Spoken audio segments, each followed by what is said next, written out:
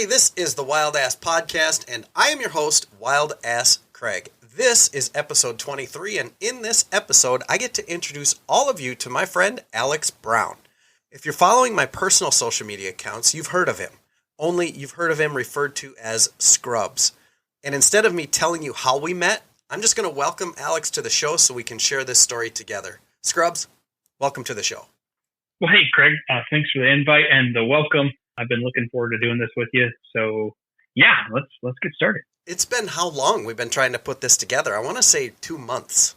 Has it been that long? Yeah, a couple. Well, and I've been wildly busy. I know you had a busy, crazy summer as you wrapped up after we finished our ride together.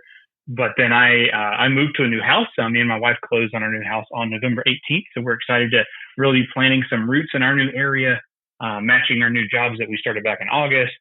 And but I'm glad we were able to nail this down, find some time, and share some stories together. So am I. It's been a whirlwind of chaos with all things good. That's probably a good way to sum that up. Yeah, absolutely. So working through all that, we got it done. Here we are. Today, as we record, it is the 7th of December. So it's Pearl Harbor Remembrance Day.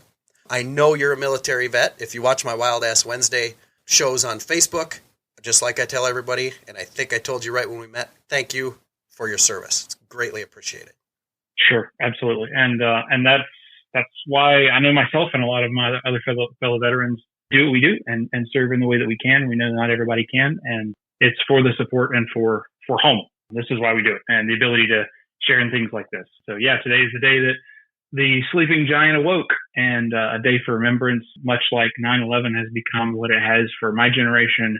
This was our predecessors of the greatest generation, and it's good to remember today. So yeah, thanks for mentioning it. Yeah, absolutely. And more importantly, thank you for your service. Sure. What did you do in the military? Tell us about that. Share your military background. Sure, yeah. So the military journey started kind of as a later in life start. I initially was heading towards a life in chaplaincy work from previous experiences I had. I had an undergraduate degree in religious studies and anthropology from the University of South Carolina in Columbia. Did some seminary work with the Lutheran seminaries in Pennsylvania, and then that led to roughly 15 months of chaplain residency where I was working in a hospital setting, taking care of the sick and the suffering, and having a lot of conversations with the divine and saying, I don't know if I'm doing enough, and serving in the right kind of way. And I felt more connected to healthcare. So I looked towards service. I was thinking chaplaincy with the military originally, but then shifted gears and said, maybe healthcare is how I'm meant for that service. And looking back towards my grandfather, who was a 20-year Air Force veteran, my brother and cousin, who are both Army guys in the South Carolina Army National Guard, and said, I think this is where I need to be. So started as an ER tech and then switched over to active duty Army work, where I went to basic at Fort Benning, Fort Sam Houston in Texas for medic school, where all medics go to train, and then was assigned to the 101st Airborne Division at Fort Campbell in Kentucky, where I served with a section of the 506th, which many of y'all may recognize from the HBO miniseries Band of Brothers. My last assignment with them was with 2nd Platoon of Easy Company, and still miss those guys. But deployed once with them to Afghanistan in 2013 and came back home, kind of redirected my life, and knowing that I wanted to do advanced practitioner work and furthering my medical degrees, and looked towards the National Guard, leaving active duty in August of 15, shifting that way to the National Guard and pursuing that academic career. So finished my bachelor's of nursing, commissioned into the Army National Guard as a lieutenant, as a nurse, back 3 years ago now, roughly. And just this past May, finished my doctorate to be a family nurse practitioner, also through the Medical University of South Carolina, and continue to serve just part-time in the National Guard, which is a huge honor still, and awesome to be able to take care of our troops here at home while they're preparing to deploy to other places or do their annual wellness visits. That's kind of my new current role. And I'm actually switching. We're in the process of transitioning to the Air National Guard. So soon be taking care of airmen. And I'm sure my grandfather will be tickled when I get over there and wear a blue uniform like he did once upon a time. That's awesome. When you say you'll be taking care of them, talk us through that a little bit. I'm just curious because Sure. I could listen to this stuff all day. Sure, yeah. So every soldier or airman is required an annual periodic health assessment. So we get soldiers or airmen in and we go over their basic physical needs. We do their labs, their vaccines, their eyes checked, their ears checked, their dental health, everything that they need to be ready to deploy and make sure that they're healthy and capable and fit individuals for service. And then we'll also do pre and post deployment health assessments for these soldiers. So whenever they're actually getting ready to go or whenever they're coming back home, and then reassessing on the backside to make sure there's no lingering issues that they developed while they were in service to our country somewhere. We're documenting and checking in on those things, making sure that their needs are being met, that, you know, they wrote that blank check to us. And so we're in turn making sure we're following up on that and making sure their care needs are being documented and connecting them with the right level of service that they need so they can take care of themselves and continue to serve as best they can. So we're kind of like a turnstile. I'm not attached to one specific unit. We see everybody. So all 9 to 10,000 South Carolina Army National Guardsmen kind of roll through our unit kind of turnstile. So we'll see 200 to 400 soldiers every day whenever we're drilling to make sure that their medical readiness is up to snuff and they're ready to do what they come here to do. That's a huge number of soldiers. How many of you are there getting those people? It kind of fluctuates a little bit. So we typically show up with 2 platoons of individuals. So between 30 to 40 or so in each platoon. One platoon is all of our enlisted soldiers. So those are handling a lot of the taskings of those different checks and vaccines and screenings and other things that I was sharing with you about. And then there's a platoon of providers. And so that includes social workers for mental health. It includes dentists. It includes physicians, PAs, nurse practitioners, and our nurse corps. And we're the ones doing all the big screenings and checking the blocks and making sure that all those needs are being met. So I'd say we maybe 70 to 100 individuals on our weekend staff. Yeah, so that breaks the number down a little bit. I'm envisioning, how the hell do you take care of 400 people? Yeah. You're really taking care of 8 to 12. Right. I would say when I'm in my role screening, I'm seeing, I probably say upwards of 50 at least, just coming through my station that I'm clearing. Sometimes I jokingly call myself to the soldiers, well, I'm the medical records review guy, so I make sure you're ready to go. So I'm kind of like the doctor's fluffer, if you know that term. But get them all ready so they can go there and get their needs met. And they don't have to be like kicked back to the end of the line and have to go get something else figured out. But yeah, so and the new role with the Air Force, I'll be on the provider side. So I'll be that final check, that final say with their team, taking care of our airmen for the state, which they have a really cool mission. We've got the Swamp Fox squadron down there. So I think they're F-16 fighter pilots and all of the air crew that help keep that unit alive and breathing and moving and fighting our nation's wars. And so that's a really cool unit to help support and be a part of. That's cool. How did you mentioned you had family in the military. Is that what you did? You just followed in the footsteps, thought it was cool, looked up to grandpa. That's what you wanted to do? Or yeah. How did that come about? So my grandfather was Air Force, like I shared. So my mom was actually born in Germany as a service brat. Her 2 older brothers I believe, were also born maybe overseas or back in the States, but then lived overseas as they grew up. So my entire life, I grew up going to Fort Gordon at Eisenhower Army Medical Center in Augusta, Georgia. I'm from Greenwood, South Carolina originally, but it's about an hour and change away. And so all my grandparents' health needs, as I was a kid growing up, we always went to the big Army hospital. And so that's where I first got exposed to them. And then later in life, I was involved in an Army ROTC in high school, and I really enjoyed that. And then, like I shared, my younger brother joined right out of the gate as an 18-year-old to the Army National Guard. My cousin Luke did as well, also as a medic like myself initially. And then another kind of weird, cool thing that happened when I was a kid growing up, on my dad's farm, the U.S. government actually leased our farmland in the late 50s, our farm and several other adjacent ones, and they had this thing called Operation Swift Strike. And Swift Strike was a Vietnam training scenario playground, basically. And both the 101st and the 82nd jumped onto my family's farm back in the day. My aunt was caught, I think, being a peeping Tom at one time because the boys were using our cow's pond to bathe. And so she got in some trouble. But yeah, so we were one of the staging areas to prepare for operations. And me as a kid growing up there were things that were left behind. And so like in old washing machines in the family barn, there was parachutes. My dad had an old Vietnam era helmet that I still have to this day up on my shelf here that one of the soldiers lost when he jumped.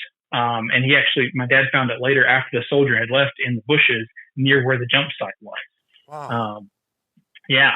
So that guy lost his helmet because his chute failed. And he said the rope, he saw this guy in the random store and he had a big old bandage across his neck in the general store. And dad was like, as a kid going, what happened to you, man? What's going on? And he's, chute failed, ropes came across. He had to cut those off his neck.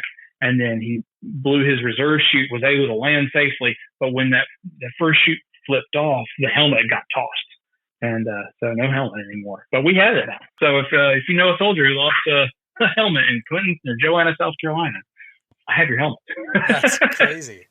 That's yeah. really cool. You have to send me a picture of that when we're done, just because I want to. Yeah. So there's been lots of military connections over the years, and kind of like what we've shared. Like we can't do and be who we are as a country without that service. And less than 1% serves.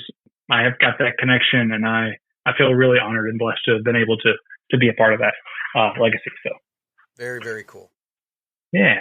So talking about your family, it was grandpa, brother, cousin. Right.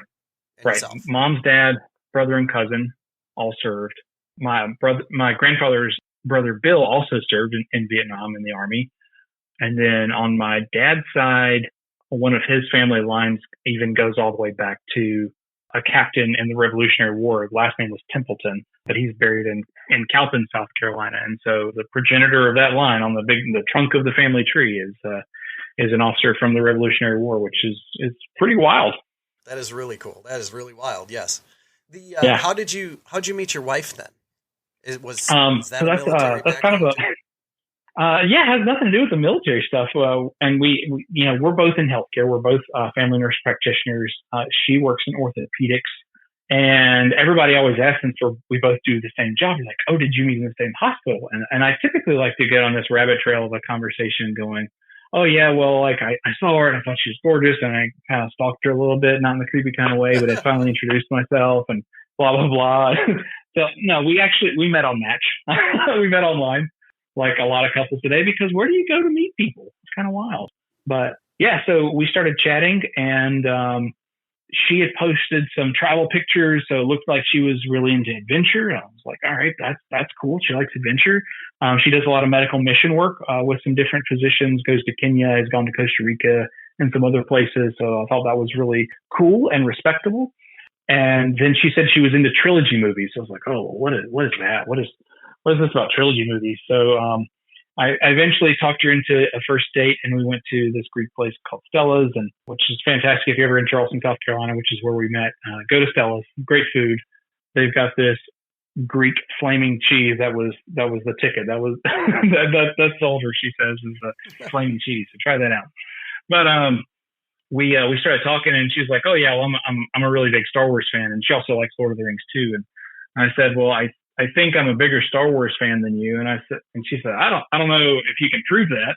And so I said, okay, well, I'll do that. I'll see you to that. And I pulled out my phone and had pictures of me in Stormtrooper armor, which is another pastime and hobby of mine, and also kind of how I got into motorcycles. So this is kind of we could call this a nice little segue. I am involved in the 501st Legion, which is a professional nonprofit Star Wars costuming group. It was founded in 1997, and I started with them in 2010 because I was a perfectionist and wanted to be a stormtrooper one day for Halloween. But then I learned about this group that does Star Wars stuff for charity, and the progenitor of that group, Alvin Johnson, is from Columbia, South Carolina, but his daughter got ill with brain cancer. Her name was Katie Johnson, and the crew that makes R2-D2 replicas, the R2 Builders Group, came together in record time and made for Katie an R2 unit, but it had pink highlights instead of blue, and they named it R2KT as an homage to her and her name. And that droid was gifted to the family, and they were able to take that as her shadow and mascot through all of her chemo treatments. Was parked at her bed at night and finished the rest of her journey with her, and has since become an international spokes droid for the Make-A-Wish Foundation. And it's actually been featured in some of the Star Wars films in little cameos. So if you see a pink droid in the background of a frame, if you watch Star Wars, keep an eye out for Casey. That's who she is. And there's replicas now all over the world, entertaining adults and children alike with her presence and sharing that story. But that was the hook for me. And I said, okay, I can be a nerd, but I can also really be a nerd with a purpose. And so I found local guys that built these suits, and we will create master molds amongst our community and polish and sand and Dremel down and fit them to our body shapes. And then, you end up with a walk off the set movie quality costume. And some of our guys have been featured in some of the new films and series on Disney Plus as background extras and characters. It's that good. So really cool stuff, and a great way to give back and share a nerdy hobby and put a smile on a kid's face. It's amazing stuff. So that all said, after I showed her the picture of the Stormtrooper armor, she's like, "Oh, you may be my soulmate." I was going to say, and you get to do all of this with the girl you just met. Yeah. And so we joked it off, and normally that should be a red flag, right? Like, oh, well, whoa, pump the brakes. We just met, but it didn't feel that way. And we continued to chat, and we continued to meet and have more dates, and the rest is history. And just 2 days ago, we had our second anniversary. So we've been married since December 5th of 2020. In the height of the pandemic, we tied the knot off, and we've been going strong since. Well, congratulations. Thank you. So we got to meet her in Hot Springs. Are there any children in your future, or are we not talking about that yet? Initially, we weren't talking as much, but the more we get more settled, we've been talking more about it. It's something we're entertaining the idea of. We both have said now that we have our home that we're ready to plant some roots in, we'd like to be and just settle and focus on the two of us for this next year and really begin those conversations and have some discernment regarding what that may look like and how life will change, because it does, as we all know. And we'll see. We've talked about potentially when that could be, maybe next February, not this February, but the following, maybe trying, and then for a fall baby, if that were, who knows? But we'll see what God has in store for us, and we'll make the most out of it. And we'll see. Sounds perfect. So turning this thing to you, how did you get into motorcycling? You said it kind of segued there with the Stormtrooper deal, but we did, and then we looped back, and that's all right. Time. So the motorcycling thing, actually, if you want to backtrack a little further before the Star Wars connection, my brother started riding just out of high school, and I rode on the back of his a little bit and had a blast. But even deeper than that, if you go to me as a 5-year-old, I first got on a dirt bike. It was a little red Honda something. It wasn't mine. It was the neighbor's kid who had grown up and grown out of it. My dad put me on it with Danny, our neighbor, and didn't really give me much instruction. And I think they started to explain when I rapped on the throttle. And I was off, and I didn't know what was going on. At that time, the only kind of bike experience I had was, and this is early 90s, so the old school arcade game where you just kind of sway left and right on the motorcycle in the arcade. Oh, yeah. And you kind of wrap your foot into it because it's more of a street style bike on the little speedway arcade game. And so I tried to find the foot pedal. I picked my foot up too high, and it got caught in between the rear tire and the fender, and sucked my foot forward, and then was kind of pressed against the frame of the bike. I was like, oh God, I'm just going to lay this thing over. And I said, okay, I think I've had enough. And I think about that time too, my mom came out and she was like, what's going on? And that was kind of the end of my dirt bike adventure as a 5-year-old. But okay, so we'll progress forward. I loved bicycles. Mountain bikes were cool. I had them growing up. My brother, like I said, had a love for motorcycles. I had a V-Star when I was in my college years, and he was high school and then early college years, and he's been biking ever since. But just kind of more around town, kind of joyriding, not any real serious motorcycling. But fast forward to the Star Wars connection. So stationed at Fort Campbell, doing things with my local 501st Legion chapter there. I had two suits at this time. I had a Stormtrooper uniform, and I had a TIE Fighter pilot, which I was able to build there in person with a good buddy, Tambo, because he had the master molds for all the hard parts for the helmet and the little chest box and all the parts there. And I said, wouldn't it be cool if we, when we're doing our upcoming Christmas parade, to have something like what the Shriners do? Like, we've got guys out there marching and we've got a parade float, but the Shriners, they've got like little dudes on go-karts. And my grandfather had picked up this little Chinese 49cc scooter. I can't even remember, or probably couldn't pronounce correctly the name of the scooter company. And when I went back and looked for it, they're out of business now, so I don't even know. But I was like, what if I painted this thing TIE Fighter blue, like from the old Kenner toys, and put some, figured out a way to stick some TIE Fighter looking wings, like the bow tie general shape on it, and was able to ride it around for the Christmas parade amongst the float and amongst our troopers as they're walking, and interact with the crowds, much like the Shriners do. And everyone's like, oh yeah, that'd be amazing. So I get this moped up to Fort Campbell, and I learn I can't ride it. I'm not allowed to ride it. Why can't I ride it? I can't. On the base, or why are you not allowed to? I couldn't ride it on base because I didn't have the right credentials to operate a two-wheeled motored vehicle being the caveat. You have to attend a motorcycle safety course. You have to attend the MSF course, which, as an Army active duty service member, for any of you Army or other military members out there, know that this is a free course that is provided to you by the government, and it's a paid day. So go get paid to learn to ride a motorcycle. It's a 2-day course. They teach you all you need to know. They have their own bikes there, so I didn't need to bring my own or supply one. They would have probably laughed at my moped. But by the rules and regs, I was required to take this course. So took it on their little 250cc Suzuki Cruiser, and I was hooked. I was done.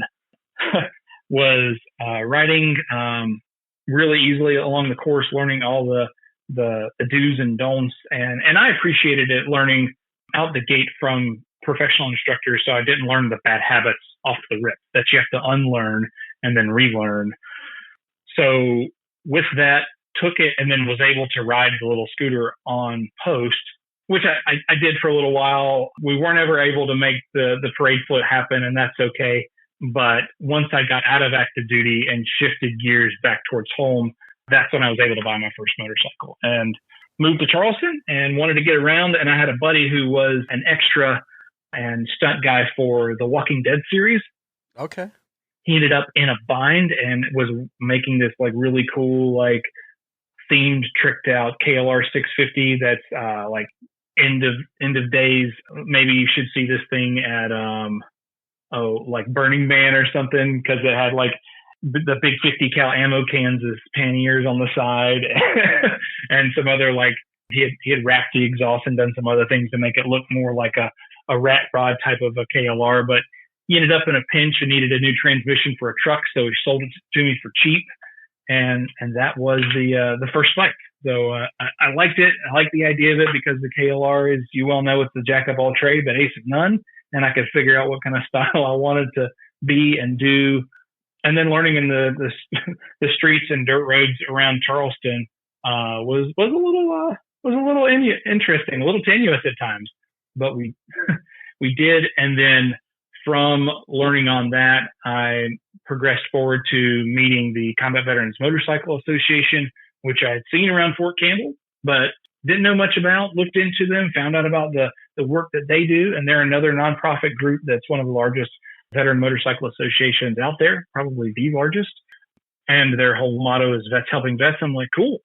Guys that ride that are veterans like myself that can help me learn to ride a little better and have a community and people to answer questions and be a part of. And the requirements were you had served overseas somewhere in combat to be a full member. You had a bike that was 500 cc's or greater, and you rode it. And well, I've got those two things now. My bike is 650. Now, I was not the fast guy. I was slow, but we they managed. They knew it. We had a lot of laughs about me being on the little KLR hog, and upgraded in short sequence to a Yamaha V-Star 1100. So that was my first cruiser. So what year? And that was did you get the KLR? So I got. I think it was officially 2001, but I got it in 20. What was that? Probably 2017. Yeah, 2016 or 17. Okay. So I've only been riding since 2017. So 5 years, 6 years. Yeah. That's awesome. You haven't been riding for a long time. No. It's been a brave new world. Yeah, so you went from the V-Star or the KLR to the V-Star. Correct. And which V-Star did you have? Was there 1100? I think it was a 2011. Okay, that's a nice bike. It was great. I did my first long distance ride on that from Charleston, South Carolina to Louisville, Kentucky, and got a little beat up on it, and didn't no wrecks or whatever, but like compared to the Cadillac that I ride now or the one that I'm about to get, definitely a lot more. But it's a sturdy bike, and V-Stars have been great. It's what my brother first had when we were younger. He had a V-Star 650, and so it was a brand that I knew. It's something that I was familiar with and had good remarks as far as reliability and cheap to work on. So yeah, that was the start. That's awesome. And then from the V-Star, where'd you go from there? So from the V-Star, I knew that I wanted to do, after that, the trip to Louisville, that I wanted something to do more longer distance, that I enjoyed the open road and wanted to do longer distances more comfortably. And so after I graduated from nursing school with my BSN, I started looking at Indians and Harleys and trying to figure out which way I wanted to go. I showed up to the Indian dealer in Savannah to look at a used bike because they had a pretty big selection of used bikes. And I said, while there, I'm going to ask, well, are there any other really good deals that you have right now that I should be looking at? And the sales guy at the time said, oh yeah, look right over here next to the used one you're looking at. And it was a 2018 Sheepton Limited, and it was one of their demo bikes. And so it had like 900 miles on it and was crazy reduced in price for being the demo bike, like $5,000. And then, as a thank you for your service, here's another $1,000 off. And I was like, oh, that's cool. That's nice. And then, and we're doing a special right now. It's 1.99% financing. I'm like, oh, that's even better. And whereas the other bike, the used bike, was older, more miles on it with a higher interest rate around like 8 or 9% or something. This was going to be just a little more, but I would pay less in interest. So it balanced out, and I said, I'll take the new one, sir. And so that got my start with Indian. And it's now got right at 45,000 miles on it. So I've averaged 10+ thousand a year since I bought it in December of 18. So that's the bike that you have now. Right. So that's the bike that I rode the Hoka Hey on with you this summer. And yeah. That's cool. So you bring up the Hoka Hey. So you've been riding 5 years, roughly. Right. Roughly. 4.5, probably, more like 4. Yeah. And decide to tackle the Hoka Hey. How did you even hear about the Hoka Hey? Yeah. So heard about the Hoka Hey actually from a random Google search. So you'll learn here, I guess, now that I've got a lot of hobbies. One of the other hobbies I had from when I was back in Boy Scouts years ago was leatherwork. And so I was carving and tooling different things for the Indian. And I said, I'm going to make like some thematic heat shields and replace the tank bib and make the Indian more mine. And so the Indian had a Thunderstroke engine with a Thunder Black Pearl paint job. And I was reading and had connection with this guy named Black Elk who wrote Black Elk. Well, another guy did his biography, but it's called Black Elk Speaks. And it talks about one of many of his visions, talks about the thunder beings of the Lakota Sioux people and this vision that he had of them kind of rolling across the skies or the plains and the absolute terror that they bring, but then the peace of everything after the fact. And I don't have that quote off the top of my head, but I took the quote about these thunder beings and the peace that they bring, because that really spoke to me as like, well, this is the peace that I experienced through writing, and something that I enjoy. And so a mural of Black Elk was carved and tooled on one side of the heat shield, and then on the other side was this quote. And then I started looking up other folks related to Black Elk, and I found out that he was at the Battle of Little Bighorn with his cousin, who we know led that battle. And the thing that was shouted as the whole thing started was Hoka Hey. And so I looked up Hoka Hey and was looking up and Googling image searches for Hoka Hey themed things, because I thought that was like a cool, like the direct literal translation supposedly means something like let's go or charge. Another explanation of it is it's a good day to die, because that's the whole mentality of, putting your all out there on the line and living your best life right now, being present in the moment. And from that Google image search popped up that first image of the Hoka Hey Motorcycle Challenge logo. And I said, well, what is this? I need to look into it. And so that took me down the rabbit hole of finding the website, and then looking up YouTube videos and trying to figure out more about what this ride was, and going, I really liked some long distance stuff. And I've at this point had done an Iron Butt or two. I want to figure out how to sign up for this. That's how we found it. And initially I thought I wasn't going to be able to do it this past year because I had missed the signups.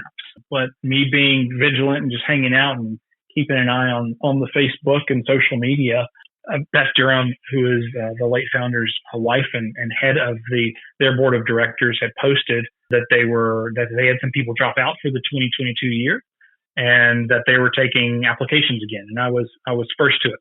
I was ready, because I knew at that point that I had the summer lined up where I could have some time to take off. I could be between jobs and make it work. So I reached out to them, sent them an email, and dropped an application. And in mid-April, just before the ride started, I was given a number and a place to ride this challenge with you. And so then started the real scramble of trying to figure out what did I just sign up for? What does this really mean? And how am I going to do it? Yeah, that's awesome. It's yeah, all those questions. Once you commit and you pay that entry fee, it's like, oh, what have I just done? How am I going to do this?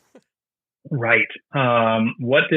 Because honestly, in my brain, $750, and this is how novice I was and how little I looked into it. And I actually told my wife this. I said that should cover like the hotel stays, and we're going to ride as a pack, because I saw the picture of like everybody leaving out together.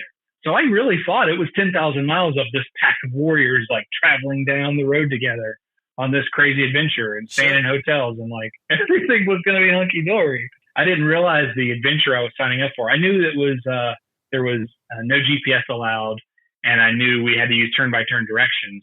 But not until I was talking with Beth and getting some more pieces of the pie, and Junie, when she reached out to help in the interview process, did I find out more what this really meant. And hearing it from their own words and talking with them about their experiences, like I knew without a doubt that, I want to do this. And this really, with my medical career, you can't just take off a month from a practice.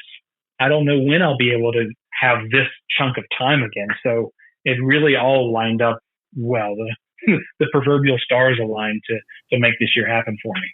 Yeah, that's great. And it is. It's just crazy how that works out, because I'm in the same boat where everything just fell into place, and this ride took part in this open window that I had.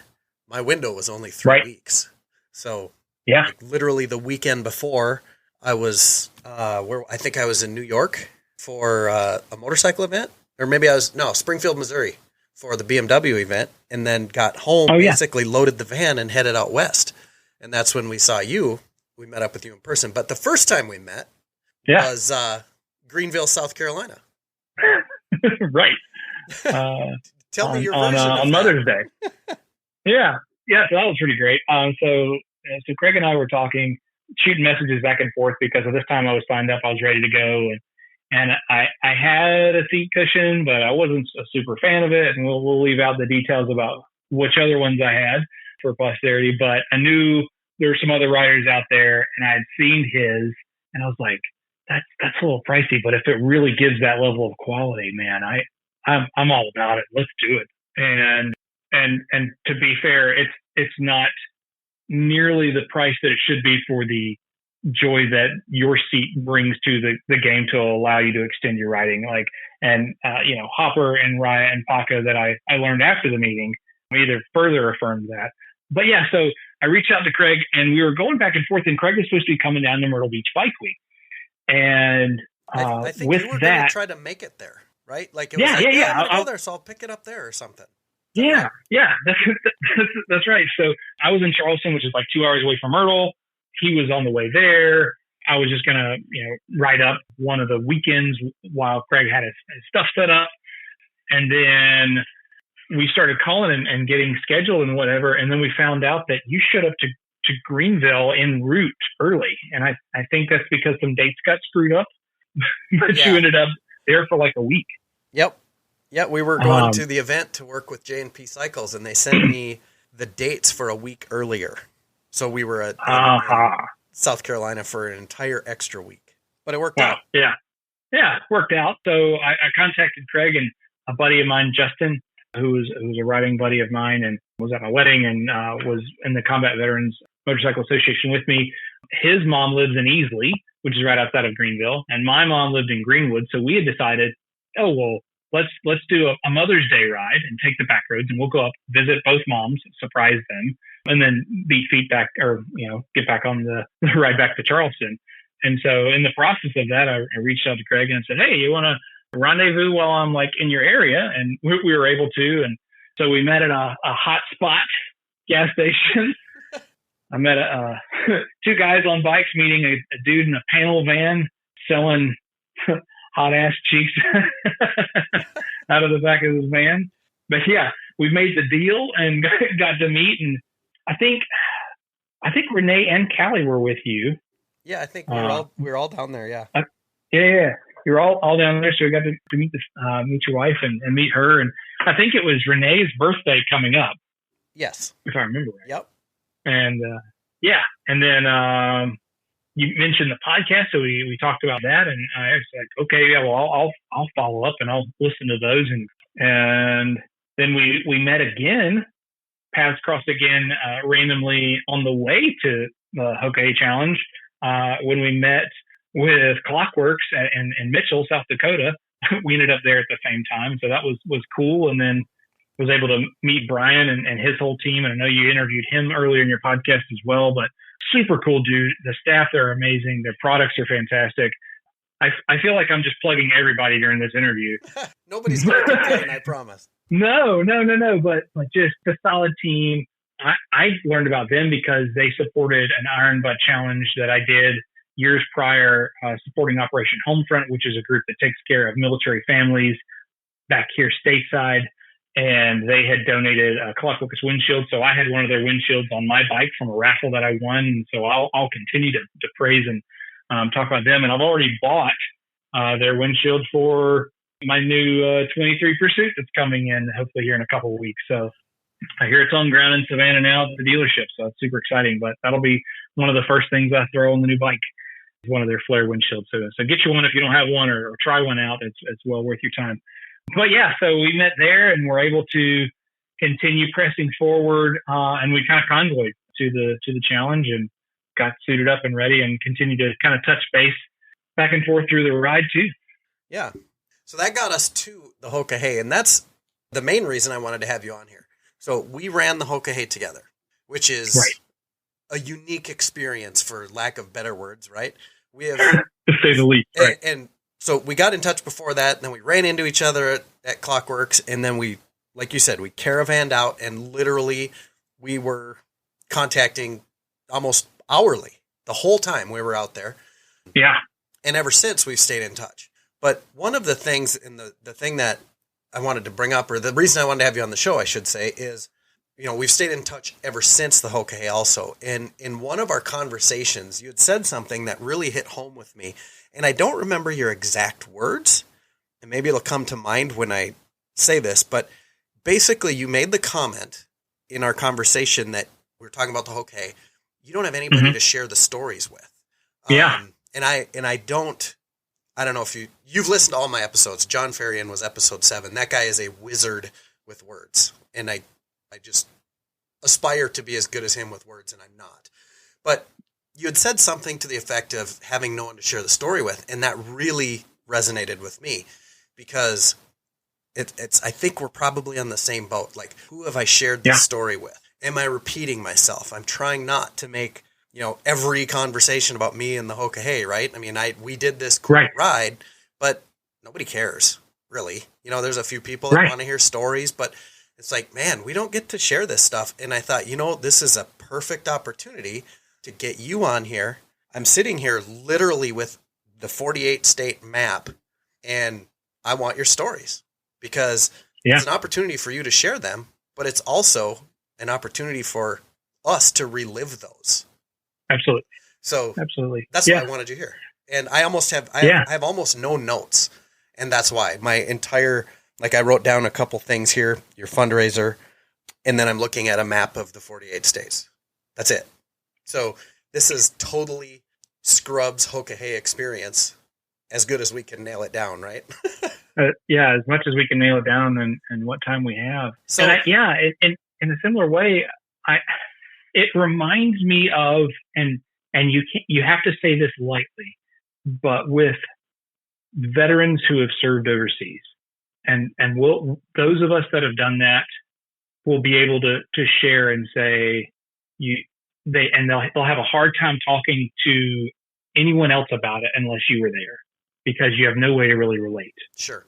And when you talk to other bikers and you tell them, like, yeah, I just did this thing, and they look at you like you're crazy, you're nuts, you're amazing, you're whatever, and you want to share more about it, but you got to put it in a nugget because they don't have the time to sit there and let you gush about what all you really experienced out there in such a whirlwind event that, like you said, is unique to itself, without sharing and talking about it with other Hoka Hey riders.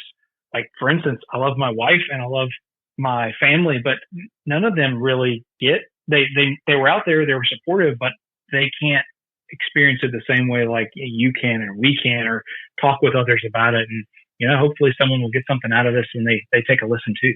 Yeah. And what's crazy is the different stories that come from the same ride. So you and I had already committed to recording this podcast before I did the Twister episode. And you'll have to go back and find that one if anybody hasn't heard it. But we talked about certain parts of the Hoka Hey. And I had talked to Riot afterwards, and I can't believe the different stories. He said, was I on the same ride? Because it was totally different for me. So it's really, it's cool to hear other people's stories, and I want yours because I want to know if I experienced the same thing, what we experienced different. I know there was a lot of differences, but I want to start at the very beginning, not the morning of, more like the night before, when everybody's at the dealership. What was going on, what was going through your head? Because at this point, you were still there by yourself. I was blessed with, my parents were there, Renee was there. I had people. You were kind of there by yourself. Yeah. What was going through your mind? There was John, who was also there, and we ended up doing a lot of the ride together, but we were also very much doing our own thing at that point. It was odd because there was all different kinds of people there. There were mostly, it felt like a lot of older riders, like more older riders than I expected. And I say older than me being a 37-year-old guy, kind of in the middle of his career. There was a lot of people sharing stories, and there was obviously real community with those that had ridden before, maybe had known one another from other runs as well. And I can be very much an extrovert, but I'm in a new place. I do a lot of kind of not calling myself a wallflower, but we'll kind of stand back and just kind of take it all in and see where everybody is. And was really honestly thankful for yourself and a couple others that I met along the way that were engaging and talking. But yeah, I had a lot of maybe imposter syndrome it'd be a good word. Like, do I belong here? Am I supposed to be here? Is this the right place? Am I really going to do this? And the answer was yes, I am going to do it. But I'm, really questioning yourself if you're really prepared for what is about to be the next morning, or what you think it's going to be. Yeah, or exactly, because you can't really plan for it. I mean, you can, but it's just like any good Army plan, it never goes the way it's going to. It reminds me of a refrigerator magnet that my mom had when I was a kid growing up, and it says "People plan and God laughs." So there's, I imagine, a lot of laughter going on as to what we may be expecting would show up for us to face and experience. The saying that comes to mind is that night they told us how they were going to line us up. No, that was the next morning. That was the next morning they told us how they were going to line us up. And the saying that came to mind, because I had a plan, was Mike Tyson's saying, everybody's got a plan until you get punched in the face. And I remember they announced the lineup, and I went, I think I just got punched in the face because I don't have a plan anymore. Yeah.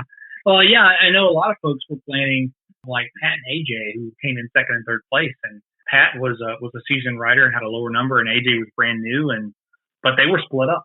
And so they were going to have to connect if they were going to ride together. They're a uncle-nephew combo riding team, and they crushed it. But yeah, I think a lot of people were really thrown off, and original ride plans just out the gate, like, oh man, that messed you up. But being out there and at the start, and Blackie coming through and blessing everybody's bike with burning the white sage and trying to, just allowing you to take your moment and center yourself and get ready. That was a moving moment. Before the ride, that I think the morning before the night prior, the memorial service for Big Jim for James, who was the founder of it, was moving to go to, and with all the members out there, and the memorial that we had in his honor was really cool to see and experience. And honestly, that was my first time in Sturgis too. I had never been there, so there was so much to see and want to experience. Thankfully, I got there a little early and was able to ride Iron Mountain Road and see a couple of things. But it was really like a step into a whole lot of firsts in very quick succession. Yeah, for sure. So you did some riding before the start? I did. Yeah. I did get a little in, went through the Custer State Park looking for buffalo. Didn't see a one. I thought that might be a sign. Did see some cool prairie dogs. That was a first. And then took Iron Mountain and all the pigtails on that road, which were super cool. And got some good food while I was there. Saved a couple things. Didn't do needles until the end. And then took my wife back through there because at the end of the whole ride, as you mentioned meeting her, she flew out to join us. And then we trailered the bike home and carpooled together because she doesn't want to ride those sort of long miles. But I trailered the bike there ready to go because my Indian dealer in Savannah had got me all tuned up. I was set and ready to roll. And so kind of like yourself, showing up with your bike ready and all maintained by your dad, which I thought was super awesome. And then all the support that you had there, we were able to just put it on the start line and take off like ready. Yeah. With everything primed and set. Yeah, that was very cool. So morning of, let's talk. Did you get any sleep the night before? Barely. Really? Maybe 3-4 hours, maybe, and it was light sleep. Funny story. The day prior, I went to the Indian dealer in Sturgis, and because I was seeing all the folks with lower fairings, and I was thinking about long distances and fatigue and whatever. So I went, and they had these leather lower closeouts for my highway bars. I'm going to put these things on the bike, and it's going to give me some great, fatigue saving stamina for this long ride that I'm about to embark on, and spend the, how much that was for those. And went home, and that evening after I finished the little roundup gathering, we went back to the hotel room, and I went and soaked them in hot water because they were super tight, and went back down to the bike and stretched them out and put them on, and tried to lay there and just kept going through checklist after checklist. And do I have all the things? Do I know what I'm going to wear tomorrow? Anything that I could do to try to make the day as successful as possible. And then I finally drifted off at some point. And we made the next day the best we could. And we ended up, at the same stopping point. But the funny story about the closeouts was that first long stretch that we all did together and then just kind of released from there, we were getting to that first gas station. There were some guys that had stopped, and I was like, oh, yeah, I've still got plenty of gas, whatever. And so we kept pushing forward, and then there was no gas for like some time. And I realized that my tank was dwindling a lot faster than I'm used to it. And what I figured out is those cutouts were catching wind like sails, but the wrong direction. Sure. I wasn't going with the wind. I was against it. And so that was really like noticeably tanking my fuel economy. So I roll into the gas station on fumes and just immediately rip those things off. I'm like, okay, I'm done with these. Stuff them in the saddlebag. They have not been back on the bike since, but I have them. So if anybody wants to get that, you let me know. I'll mail them to you. So but, you remember the start that you talked about the Sage and everything, what was going through your mind when the line started moving? I can't remember your number. I don't know why. So I was 1065. 1065. So you were 50 bikes ahead of me, 45, 50 bikes. What was your thought as that line started moving? So to paint the picture for the listeners, there's about 185 bikes. That there was two lines in the front, so maybe like the first 100 bikes or 75 bikes were in two lines, and then it made three. There was a left, a center, and a middle, or a left, a center, and a right rather, and everybody started their bikes, and it seemed like forever, because the way they started us was numerical order, so I was way in the back. There was 4 numbers behind me. I was ahead of a few more than 4 guys because they took their time getting down there, but what was your thought process as the line started moving? And then through Sturgis. Do you remember that? I mean, like you said, it took forever for us to like get started. And I was, just ahead of you by a few bikes in the grand scheme of things, but it felt like the line was so long. And thankfully we kind of had an escort, and it was early morning, so there wasn't a lot of traffic out on the road, but it kind of felt like the creep up the roller coaster. Like you hear all the engines roaring, being like the individual click, click, click, click, click, as you're getting ready to like embark on this thing. Mm-hmm. And remembering Beth's mention of the warhorse carvings and the remembrance of those that had ridden this ride before in other ways and didn't make it back. And thinking about what can I do to make this the best ride I can. Again, like the universe aligned for me to make this happen, and I'm here. And what can I do to make this the best ride that I can for myself? And what am I going to get out of it? And how am I going to learn to ride my ride that so many folks have shared with me up until now, like the wisdom of the elders and sages of the ride have said, get out there and ride your ride, and how much you're gonna change as an individual. I don't know, how am I going to be different after this? And it's a flood of emotion. It really is. And just trying to take that all in, just one thought at a time as it kind of populates in your head, and you kind of manage that and you deal, and then something else, pops in your brain and you kind of deal and you move forward. There was a lot of those like passing thoughts and experiences as you're grinding out those miles as we moved through the ride too, of just how is this changing? How is this shaping? What is really happening? It's a very existential experience to be out there for that kind of time in these new places and being hit with the sights and the smells and the experiences that you're seeing. And for me, a lot for the first time, because prior to this I had ridden to Boise, Idaho once on my bike. I had been to Texas before, but not on a motorcycle, and nowhere else past them. And so many places we went were brand new to me. So that was really wild. And, kind of like the first day too, just getting into the rhythm of seeing how far my bike will go, how far my body wants to go. And I think, you and I were pretty much kind of side by side. I'd pass you at a gas station, you'd pass me at a gas station. We were leapfrogging each other. Yeah. So the ride started in Rapid City. I don't know. I think everybody knows that listens to the show. I'm not sure. But we started in Rapid City. We almost went straight north, like way north in North Dakota. Like, I want to say was it Minot? Basically, we went straight north and took a right. But I don't think I caught you until what I believe would have been my third gas stop, because you didn't stop. You were just able to go a lot farther than I was. And, and you got caught in a line, if I'm not mistaken, where I leapfrogged past you, and I didn't know this, obviously. I don't think you noticed it either, but then you got going and I stopped. And then at one point we were at the same gas stop. Yeah, I don't remember whether it was the first one or a later one, but there was one where you saw my bike parked up, like, because I had gotten gas and gone up to, because you move off the pump so that others can get to it. Yep. And everyone can keep flowing through. But I came out from using the bathroom and you tagged my bike with one of your stickers. And I thought, you found me.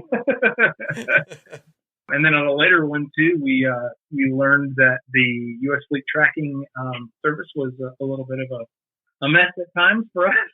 It was a piece of shit. I'll say it for what it was. Yeah. Things sucked. It's funny. It's that, it broke on me before I even started the ride. And it was kind of a blessing because I was coming back through the valleys, coming back from Custer National Park, and I kept going back and looking at the app when I got home. I'm like, why is my thing not back where it should be? Like, why is it not centered on the hotel? Like, where I am? And so I went that next morning, which was the day before the ride, because U.S. Fleet Trackers had their little people there in their little tent, and I went up and they taught me how to reset it. I'm like, okay, I can do this. Hopefully it won't happen much. And it only happened to me, I think, 2 or 3 times, but I know you yourself and several others, like, it was nonstop. It was, yeah. And I think that might have, I don't know if that was the first time we had met up on the first day or one of the later times, but I had mentioned it to you that, I guess my tracker's not working, because what would happen is everybody would start, texting Renee or calling my dad or my uncle, and they're like, what's going on? Why is he stopped? I didn't know any of this. And then they'd send me a text or whatever. Hey, your tracker's not working or something. I don't remember, but I think that's what it was. It was text that your tracker's not working. And then we got stopped, and then you're like, well, here's how you fix like it. My mom, bless her too. Yeah. She was like, hey, you've been there for a while. Like, what's going on? Yeah. To pull over and reset things. Yeah. So pull over, take half your bike apart, because we had ours buried, because that's where we thought it should go. And after that, I figured out a way to keep it in the saddlebag so I could just pop the lid open and fix it. It was no lie every single day, and most days 2 times or more that I had to reset that thing. That's crazy. Yeah, I think it only really, like, on the ride happened to me twice, and the tracker itself was outside of the bike, but my wire disconnect was still under my seat. So I had to take all my luggage off, take my seat off, get to that wire, disconnect that wire, disconnect it from somewhere else, take the little chip out, do the whole reset process, put it all back together, and then put my bike back together. But hopefully for future events, they'll take that into consideration. Maybe they will get better, or maybe there'll be a different service opportunity for a different tracking service. I know a lot of folks use Spotwalla, and a lot of the long distance riding community will use that. I don't know if that's not a feasible option for them or what, or if they were just sponsored, or how that works with the board, but I'm sure they'll hopefully take all those notes into consideration. I'm sure they heard that complaint from several. Yeah. But, and it's we're really asking a lot. I mean, this is not a first world problem. I'm pretty sure it is. But right. No, not at all. We're asking a tracking device to send a signal through a cell service where we know we don't get service because our phones don't show any signal. And now we want it to transmit this signal to the web where people at home or on their phones can log in and see where we're at. There should probably be a few hiccups. So I probably complain a little more than I need to about it, but I had more problems than most, I think. Yeah. You had a few more problems than me, at least. And the other thing I did too, and for folks maybe considering future rides, is I had a little Garmin GPS, and it's called the InReach 2, and I kept it charged. And the cool thing was I had it in my jacket pocket, so if I got separated from my bike, I could still send SOS signals if, say, my bike's down a ravine and I'm not, or vice versa. But I was also able to send text through that from my phone, so you can connect your phone to it. And so, say I'm stopping for the night and I want to touch base with loved ones and say, hey, pause for the evening, I'm good, I'm safe, and I have no cell phone signal because we're in the middle of nowhere, you can do that. So I don't know what other folks use, but I found that was effective for me and helpful to stay in contact with the folks who care about me out there. Yeah. So was that part of the deal with those at home? Because I know that was the deal in my case, is Renee had to know every night when I stopped that I was good. And fortunately, I had cell signal at every single place I stopped at night, except for one. And instead of texting her from a strange number, I called her, which totally causes panic, but unintentional, of course. But like, hey, Right. it's me. I'm calling it a night. Here's where I am. If there's no Mhm. signal, this is where I'm at. So, was that part of your deal? Every night you had to let them know you were safe? Yeah. Yeah, that was kind of the the same kind of ritual. And I think there were like just a couple of spots. I know when we stopped in Idaho, I didn't have signal. And I know when I stopped in Washington State. I didn't have signal out there. I was on the side of the road, basically like a truck pull off spot in the middle of nowhere. But just about everywhere else, yeah, I had enough signal to at least fire off a text message. So, I did better than what I expected. But you always here's another old Army adage of, "Oh, never getting caught with your pants down." Or if you want to be a Boy Scout and make it a little more PC, your Be Prepared motto, just think about anything you can and try to mitigate that risk. Yeah. And, if you're thinking about those things, hopefully it'll make your loved ones feel a little more comfortable with you being out there and exposing yourselves to the kind of ride that this is. Yeah. Yeah, we had almost 2 fail-safes to the tracking system. My uncle, he's like, oh, I want to try this. He had one of those Apple discs that he keeps on his bike. So he came over one day and we taped it to the inside of my bag lid. So he always knew where I was. And then Renee also can track my phone. So she always knew where I was. So when people would call her, she could pull up her phone and say, he's moving, he's safe, his tracker's just not working. So, which really was a good peace of mind. So my dad could call my Uncle Marty or Renee, and then, those two always knew that I was moving. And if not, then Renee knew that I was stopped for the night, which was pretty much always after she went to bed. But that was a good fail-safe for us.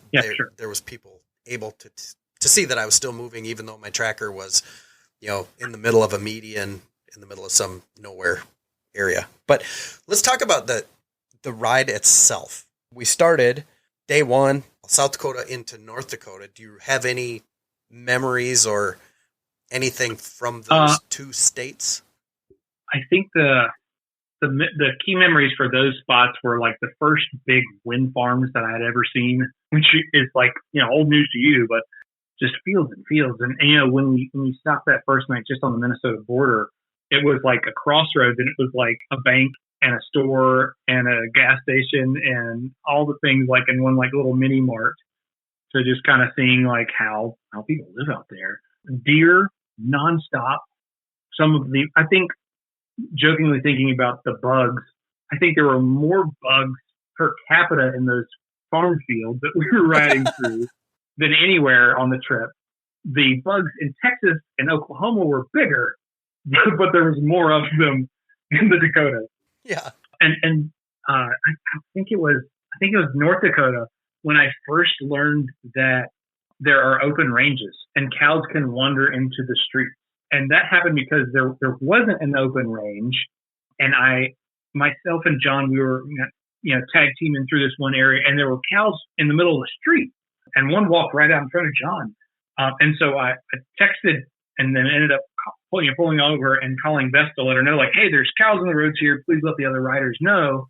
And that was nice, too, that they had that whole text system to alert folks to issues or detours or whatever else. Was that in North Dakota?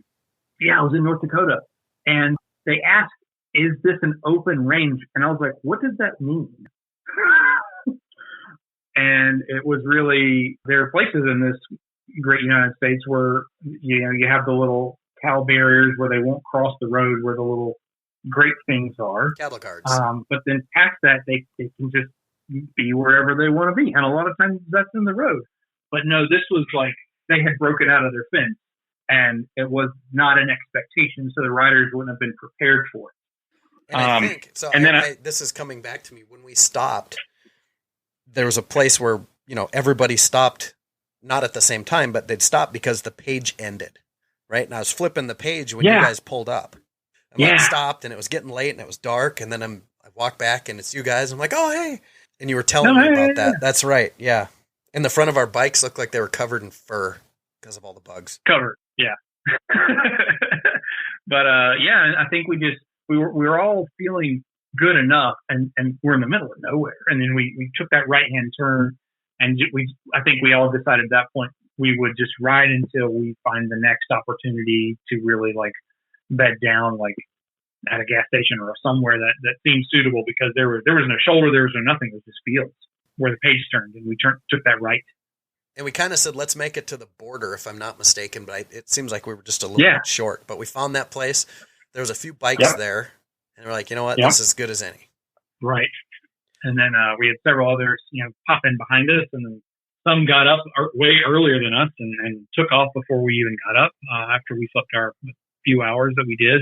And then the next day was all Minnesota. Yeah, I remember that morning, the second morning, waking up, and I'm like, where the hell did all these bikes come from? There was tons of them. Yeah. Do you remember that? And I'm like, I didn't hear any of them pull in, and I was just sleeping out. I think I was underneath my motorcycle cover that night, used that as my rain guard. And I remember waking up, and I think me putting my stuff away woke you up probably. And Teach is who you were riding with, right? Right. Yeah. And you were going to wait for him. So tell us, Minnesota, there's a lot to see here. And I don't know if you noticed this on your tracker. I think the most miles of the whole trip in Minnesota. That's what I was just going to say. When we got our spreadsheet, Minnesota had the most miles of the entire ride. So what were your thoughts? What do you remember from Minnesota? Some of the first getting lost happened in Minnesota. I know we kissed the border of Canada because my cell phone pinged and it sent me a text message and said, "Welcome to Canada." I'm like, "Oh God, am I in Canada?" No. We didn't see a sign. I didn't see a Mountie. No one checked my ID. But no, I think we just hugged the border, and the cell phone tower pinged it because we're that close. And it was my first time seeing a Great Lake ever, and I knew I heard how big they are. It's like an ocean, but and there wasn't much for tides out there, but I understand they can have tides. And I've since watched some documentaries about the Great Lakes and learned about some of the ice flows that can creep up from the shore and just crazy stuff that they do. But yeah, so Lake Superior was gorgeous, and some of the roads y'all have up there are just majestic. The twisties on I don't know what that highway was where we were approaching Lake Superior, and then just kind of crested the hill, and it was all right there beneath us. But that was a great road. I think that's where you passed us and got your first real leg up on us in the journey, because we were going down a pretty large highway, a pretty good 4-laner, and we missed one of the road signs. Yeah, I think you missed the turn. Cut left. Yep. And missed a turn.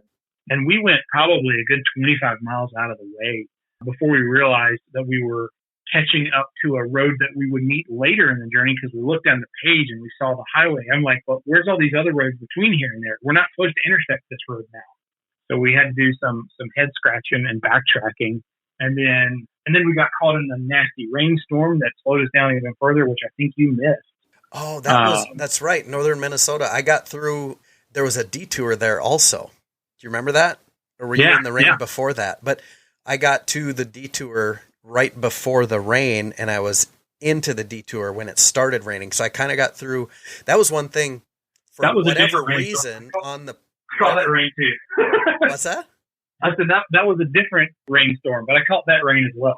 Yeah, but for whatever reason, the pace I was running, I was right at the beginning of every rainstorm. And yeah, you guys that was a good one too. That was a lot. Yeah. A lot of rain in that one. Yeah.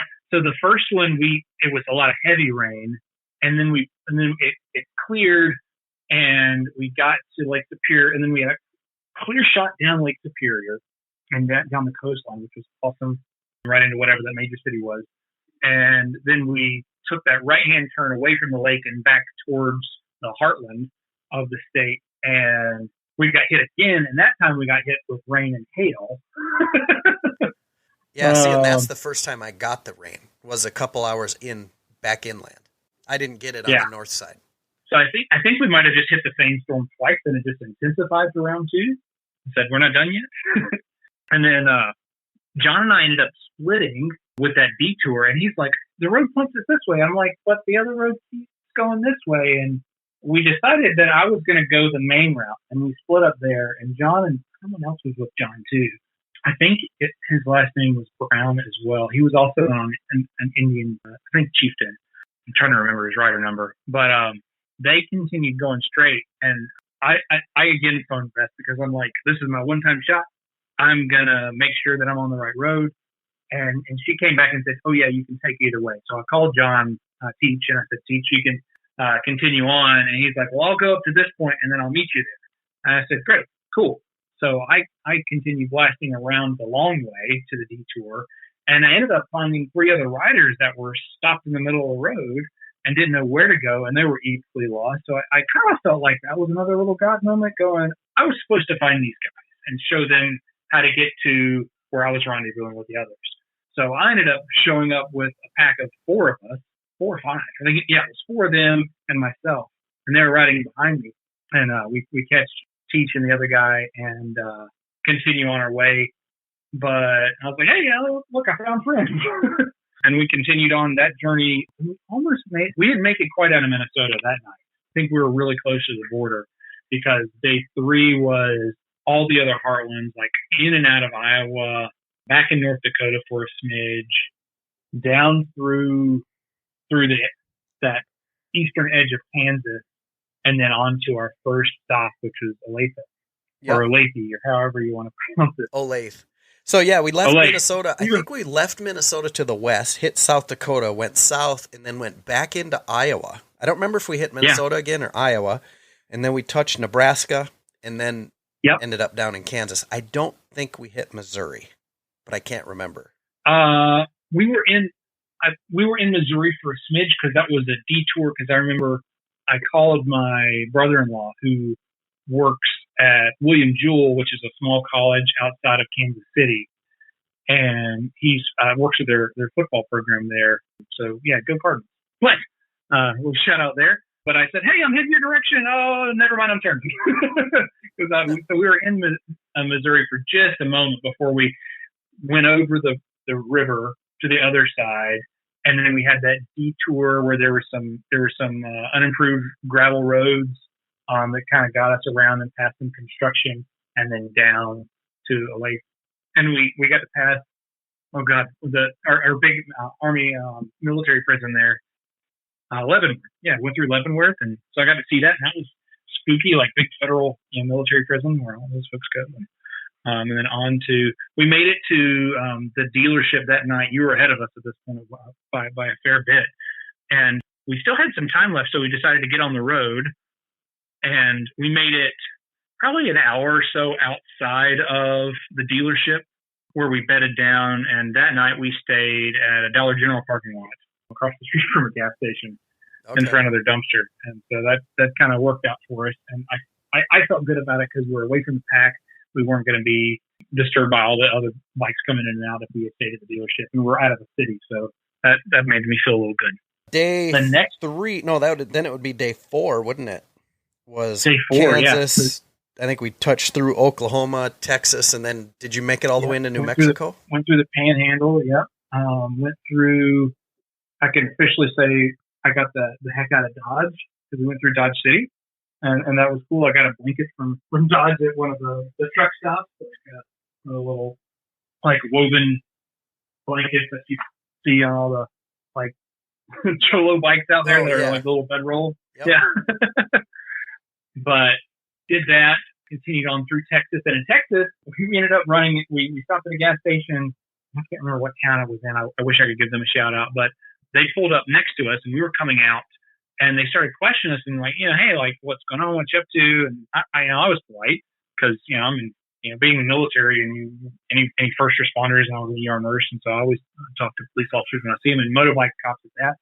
And I mentioned what we were doing and showed them like the logos on our bike. And they're like, oh yeah, we had a friend that did that back 2 years ago.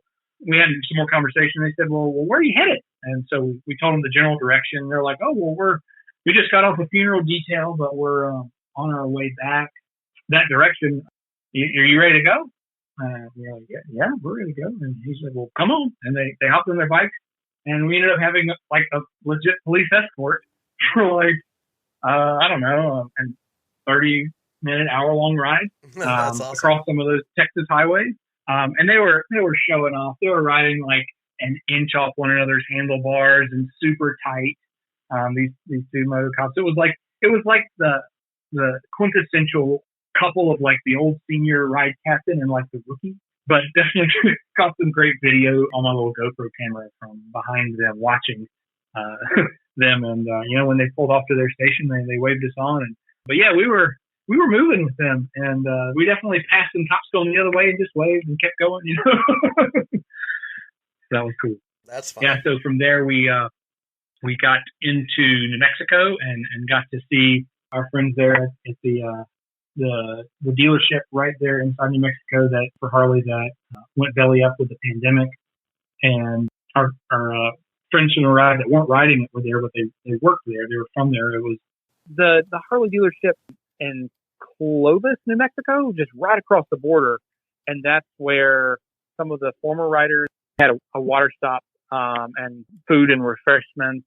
And the lady there, God bless, and she's probably going to listen to this podcast. She's like, Judy, you forgot my name. And I'm having a brain fart right now. But we were at that point, we had ridden, quite a ways and through a lot of Texas heat and other heat and whatever. And she had in her bag, because I was talking about the chafing that happens if you're in the saddle for that long. And she shared with me she had a bottle of like a bottle of powder, like monkey butt powder, and shared that with me. And I was like, "Can I give you some money for this?" No, just keep it. It's yours. Use it, please. And so that was really nice. And so I now testify to having some sort of body powder or foot powder or monkey butt powder or whatever to help keep your parts dry when you're sweating and riding in the in whatever heat that you're riding in. And the rain probably wasn't helping you either. No. So the back and forth between the rain and the heat. Yeah. So I made that part of my morning regimen of getting up and giving myself a dusting and all the important bits and getting ready to start the day. So that was a good pro tip. So much obliged for that. Did you spend the night there then, or did you carry on? No, we carried on there. We stayed just outside of what's the next big city there, right near where not Area 51. What's the Roswell? God, yeah, aliens. Yeah, Roswell, New Mexico. Okay. We stayed at, that was actually one of my best nights of sleep. Stayed at a truck stop just outside of Roswell, and both Peach and I, being from the East Coast and being used to having trees at our disposal, we both also carried hammocks, and so we were able to use the trees and the rest stop, like picnic shelters or whatever, and set up hammocks and had a good night's rest there. Which the funny thing is that the following night I wanted to use my hammock again, and that's when we got to the town in Arizona just outside the big Army depot, and you had gotten all the way almost to the California border. And there's lots of things to talk about between there and where we stopped that night. Yeah, there's a lot. But I think you're missing a night or two between there. Oh, maybe so. Yeah. Well, anyways, that one stop, just to talk about the other hammock experience, we ended up being after the day of riding and all the crazy gusts, and we still had a lot of crazy gusts, and I definitely woke up in the hammock sideways. And I said, I'm just going to get out of this and lay on the ground. But yeah, no, that must have been in Nevada. Yeah, so backtracking to Roswell, we go through Roswell. I got to meet up with a friend of mine who is from that area. She's part of one of the tribal nations out there and was with me in the South Carolina Army National Guard. We got to meet up. She had moved back to her home and had a quick connect out there, which is cool. And her name is Jazzy Tito, or Hastito is her last name, and then continued on up and through Hatch, which was really cool to see all the chili fields and smell the smells out there, and past a lot of those native reservations. And I mean, we went through Resland everywhere, but seeing some of those old dwellings through there and like in the cliffs was really cool. And some of the old towns that still feel like really untouched by time, that was pretty impressive to see.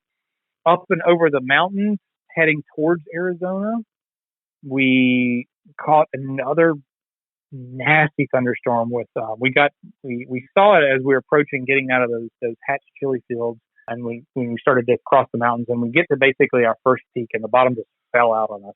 I think you're well ahead of this too. I don't know if you got any of that weather either. I kind of came, if I remember correctly, like the night before. I think I tried to just outrun this. I stopped for the storm because I had to fix my bike, and then that put me like right in line to go through the hole of not terrible storm that you guys hit. So I hit that one right at the beginning also. But I think, yeah, it was, I don't remember. It's crazy because looking at the map, I don't remember a lot of these roads. Yeah. Let me see. Yeah, that's a good idea. I should pull up the map and look at This that was to a make sure day that I was really tired. So I can see where I missed the turn, and that cost me, I don't know, probably pretty close to an hour. Oh, wow. Yeah. Yeah. There was an option. Well, there's a detour, but it was only for a certain window of time. And I didn't know that until I was beyond the turn, and I noticed only good for whatever day, Tuesday or something. Yeah. Yep. We were there, a similar time frame, and that was also when Peach's front wheel was really starting to dimple and like pit and spoon out on that one side of his tire. And we knew that the detour happened, and then they were going to send you down the interstate to kind of bypass those roads. And at that point, we reached out to Beth again and said, hey, his tire is really messed up, and there's really nothing between here and there. I would love to get him to the dealership safely. And she's like, yeah, that's fine. Just stay on one of the routes. Perfectly fine. Keep going. And I appreciated that too. The ability for them to be flexible while still like maintaining the rules of the event as best they could. I was trying to find that map again to make sure I was not missing anything with details. Another part of just running through that part of Arizona, going through, I think that's where Sedona is, and the big saguaro cacti. Seeing those for the first time were awe-inspiring, and just kind of that desolate desert out there. And that was well before we got into Nevada and the Great Basin later on in the trip. But some of those first desert scenes with those classic cacti that you are used to seeing in films and whatever, like that was pretty cool to ride through that whole area. And then from there it was, wow, okay, so I missed even talking about backtracking even further. We crossed from New Mexico across that mountain range into Arizona, and that's where the Devil's Highway ride is, and then through that whole mine at the bottom of it. We didn't talk about that either. Did you do that in the daylight or the dark? I did it in the daylight, okay, which was just insanely gorgeous and awe-inspiring. When we first crossed into Arizona and we're there, there was like a little general store right there on the Apache Res land, and then we went off down the highway, which used to be called the Devil's Highway, used to be Highway 666, but it's 191 now. They changed the name of it. But just gorgeous through there, and like along all of those switchbacks, no guardrails, just incredible views and places where you can pop off, and then along the ridge lines there until you drop out into this massive mine, which I'd seen some mines before, but nothing of that scale. I mean, like we're talking stories upon stories deep into the earth, and you're seeing like trucks that look like Matchbox cars or even smaller, maybe the micro minis from back in the day when I was a kid, down beneath you, and you're like, just the expanse of the earth movement that was happening that by human hands was just kind of wild to fathom. The crazy part about that mine is it went on for miles. And we were going downhill the whole time. Yeah. And they had like bridges covering other overpasses and like this whole network of roads in the mine. And massive dump trucks on the bridges as you'd ride under them. Right. I mean, and these aren't dump trucks that you see on the roadways. They're like supersized, like monster truck rally sized dump trucks or bigger that are just hard to fathom that you know your car or standard sedan may be as big as one of its tires. It feels like, they were the dump trucks where you'd see people standing next to the tires, and the tires are taller than the people. Taller than those. Yeah. A lot of that, and you follow that all the way down to the bottom, and it literally comes out like you're the water in a dam right into this little city. Yeah, and there's a little city there, and there's like some serious like estates out there, and then there's like everybody else, just like the blue collar. I mean, kind of wild, the disparity of the types of folks that live out there to support that whole mining community. It's kind of like West Virginia on steroids, it seems like, as far as what you imagine in your brain. And I can't say that from from personal experience, but you hear about the mining communities that surround coal mines in West Virginia. And I imagine this is very similar to that, but just the depth and size just was surreal. That night is when we got to the bottom of Arizona and the border. And then we cut back up and we had to stop again for the night. And that's when Teach and I ended up under in the baseball dugout, which we eventually got booted out of prematurely. Yeah, tell that story. And, so we had a rolling thunderstorm coming up. It was already dark by this time. By the time we got to that border of Arizona and Mexico, and we were looking on our map, and Teach, in his brilliance, saw a community college listed on the map, and it was right off the highway.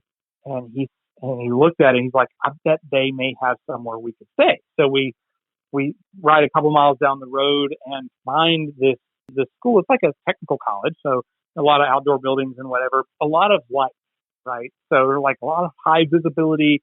And, like in today's day and age with schools, you have to think about security, and there's just a lot more heightened awareness around that. And typically there's security guards, but didn't see anybody. They're like, okay, maybe the coast is clear. And then Pete saw this baseball field, and so we're like, the dugout, it's sheltered, it's dark, it should be, we can pull our bikes behind the dugout to kind of like out of sight, out of mind. This will be perfect. So we get in there, we bed down. I'd say we're asleep maybe 2 hours, and we get this big knock on the sidewall of the dugout, and it's these two security guards going, all right, gentlemen, you're not in trouble, but you can't stay here. And I was like, oh, the next words are, you're currently trespassing. And we then start, groveling. We're like, hey, we know at this point, and another part of the Hoka Hey challenge, if you get a ticket, if you get a citation of any kind, and we're thinking, oh man, that we're going to catch a charge for trespassing, we're going to be in real trouble, and we may have to stop the ride, because once you have something like that, you're right in. You don't get to continue going. But thankfully, they were kind gentlemen, talked to us, and then they began to roll over all the different snakes out there, the different types of rattlesnakes, the different types of spiders, and all the things that wanted to kill us. And I was like, well, that's all good to know. And so They said, well, make sure you check your boots, make sure you check all your stuff. Don't put your hand in anywhere blind, because you don't know what crawled in there with you while you were snoozing. So it was kind of a blessing and a curse. One, we got back on the road again quicker, and were able to make up some time, because at that point we were wide awake, I suppose. But at the same time, we were like, man, I could really use a couple more hours of sleep. They mentioned checking out Fort Huachuca if we wanted to, because that was close by to that general area. But at that point, we were awake, and we're like, no, we're going to keep fighting. And by the end of the day, that's when we got to catch up with you in Zion. And I think that's where I took the selfie of you passed out in the Zion chair while you're getting your bike tuned up and serviced or whatever. Yeah, I had to replace a tire. I wore through a back tire, and the only thing I can think of is the heat, because I just went went through that tire, and it was 5,000 miles, and that's where you caught up to me. Yeah. And that dealership was awesome for me too, because I was at 5,000 miles as well. And I called them 2 days prior. I think I was just outside of Clovis, that we mentioned earlier. And I said, hey, I'm coming in hot. The closest Indian dealer to you is like 300 miles away, because their dealer network is smaller than Harley's. And all of our sponsorships were Harley dealerships. But I said, if I came through there, would you be able to change my oil? And they were like, actually, we've got a guy that used to work with Indians. Let me make sure I've got your parts. And so they were able to look up and then order the right oil filter for me. And they had a guy on staff that they had there that was able to change and service my bike. So huge props and shout out to Zion for connecting an Indian heretic. Yeah, they were great. With the service. So big thanks to them. And then we were able to have dinner together, and that was the one kind of bird bath that I had, because one of the family members there had showed up with the trailer, and they had a hose and a spigot out behind their little RV. Yep. So that was my one kind of bath during the event. And I was there, I think, early enough, but the dealership was closing. I think when you got there, wasn't the dealership closed, or was the dealership still open? No, dealership was closed. The service Okay. department was still actively taking care of folks, but I got in and got to use the restroom for my nice. personal sanitary needs, which was awesome. Yeah. Yeah, they were great. And I've talked to them since, and all those stickers that we stuck on that pole in their service department, they're still there. Yeah. That's awesome. Yep. That's very cool. But speaking of, like, that's something else I learned about too. I don't have a sticker. I've been talking to folks like I need to get with a graphic artist or somebody and come up with something really cool that's unique to me and writing and whatever else to start slapping on things. Yeah, all the cool kids have stickers, Scrubs. Yours would be easy to do too. That's funny. Yeah. So we'll get some something on it. That night we got together and I think we were probably mostly just messing with each other mentally. It's like, you going to keep going? Yeah, I'm out of here as soon as my bike's done. And then we both were like posturing like that. And then it's like, you know what? There's a restaurant right over there. We should just go eat supper and relax. That seems like a good idea. And we did. Right. And that was hilarious because then we did. And I'm like, I'm going to go put my bike right over there because that's where I'm going to sleep tonight. You're like, that's a good idea. And then you pulled your bike over in the same area. And we slept right outside the Harley dealership out in the lot or in the entry. Like right at the main entrance. Into the door. And that morning I got up, you were still sleeping, and I took off, and I made it like two blocks, and I'm like, hey, a gas station, I should fill up. I went to turn around, drop my bike right in the middle of the street. Oh, no. Yeah. Oh, man. Well, that takes us to dropping bikes, my story of dropping mine. Well, this comes a little bit later, doesn't it? Yeah, it does. Yeah, we were in Nevada when I dropped mine. Let's say, we kind of leapfrogged again for a little bit. And then, or was it? No, it was the next day. I dropped my bike. This is the same day. I dropped mine, picked it up, got going, and I stopped for coffee. Every morning I stopped for coffee. Yeah. At the gas station, I got coffee, and you guys pulled up, you and Teach, and you're like, I'm out of here. I'm like, all right, well, we'll see you down the road. And, I'll try to catch you kind of thing. And And Teach is like, did he take off? I said, yeah, he's gone. No big deal, whatever. And it was probably 3 or 4 hours later, I went by and your bike was sitting at the gas station. But yet you hadn't had your experience yet. So tell us that. Yeah, so that was wild. That whole day was one just gorgeous, incredible ride. We saw some just gorgeous red rock formations. We were out across the desert, going through 10 storms and battering all the I don't know how bad you had it, but I had some serious crosswinds while we were crossing the Great Basin, which was just gorgeous. And you would think he'd be done with it. But the Hoka Hey, I think he said when he had talked to Beth or someone had said, I hope you like deserts or something like that. I hope you're okay with riding through deserts, because they took us and we ended up zigzagging across it. So you'd think you were off and like through that stretch, and then they cut you back and then back across again. So we were in deserts a lot that day. But anyway, so we get to one of the gas stops, and this was in Ely, Nevada, an infamous Ely for me now. Stopped at a Love's gas station, get my gas, go inside, grab my eat, come out, reapply sunscreen, getting all my things squared away, and 2 other riders pull up. And one goes on in the store, and I'm chatting there with the other one for a moment. And I said, all right, well, I'm gonna get ready and get going. So I hop on the bike and I do all my pre-checks and make sure I'm ready to go. And I hit my ignition, and my alarm starts going off on my bike. And I don't know about, well, a lot of bikes don't have them, but my bike has a key fob. It doesn't have an actual key switch.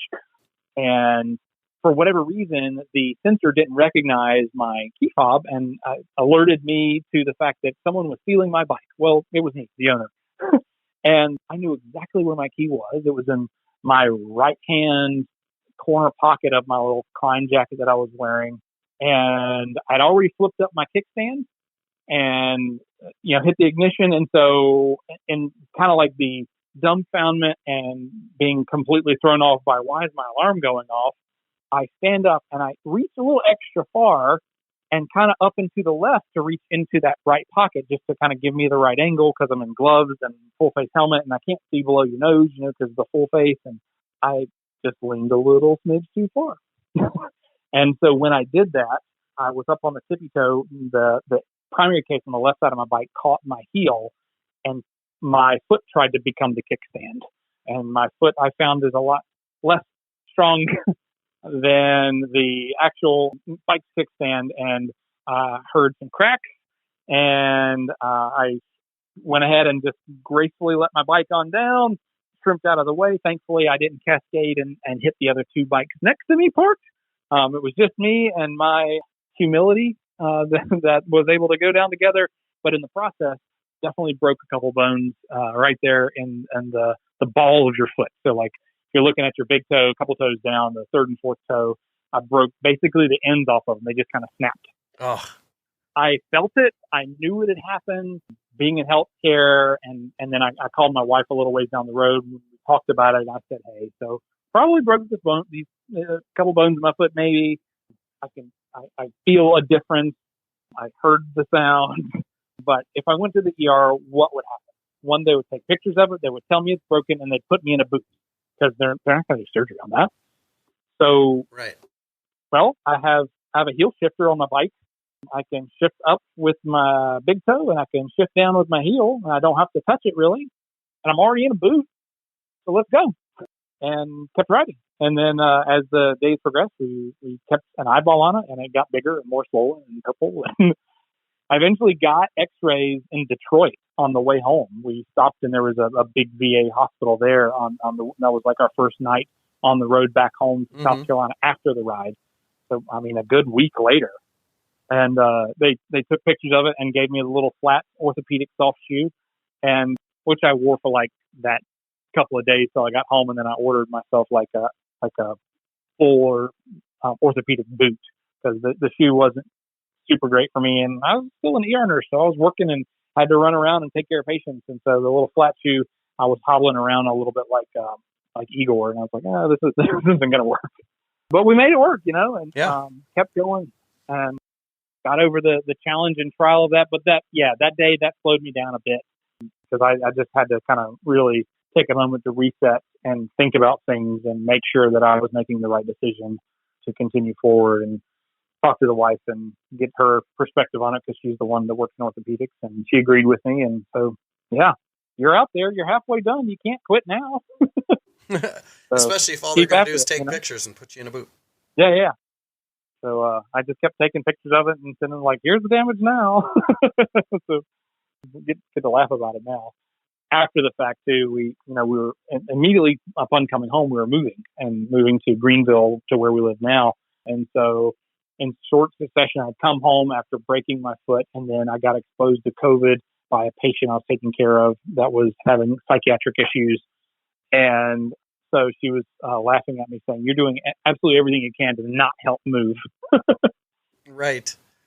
But so back to the ride though, dealt with the drop, and then we continued on and across Northern California and Oregon.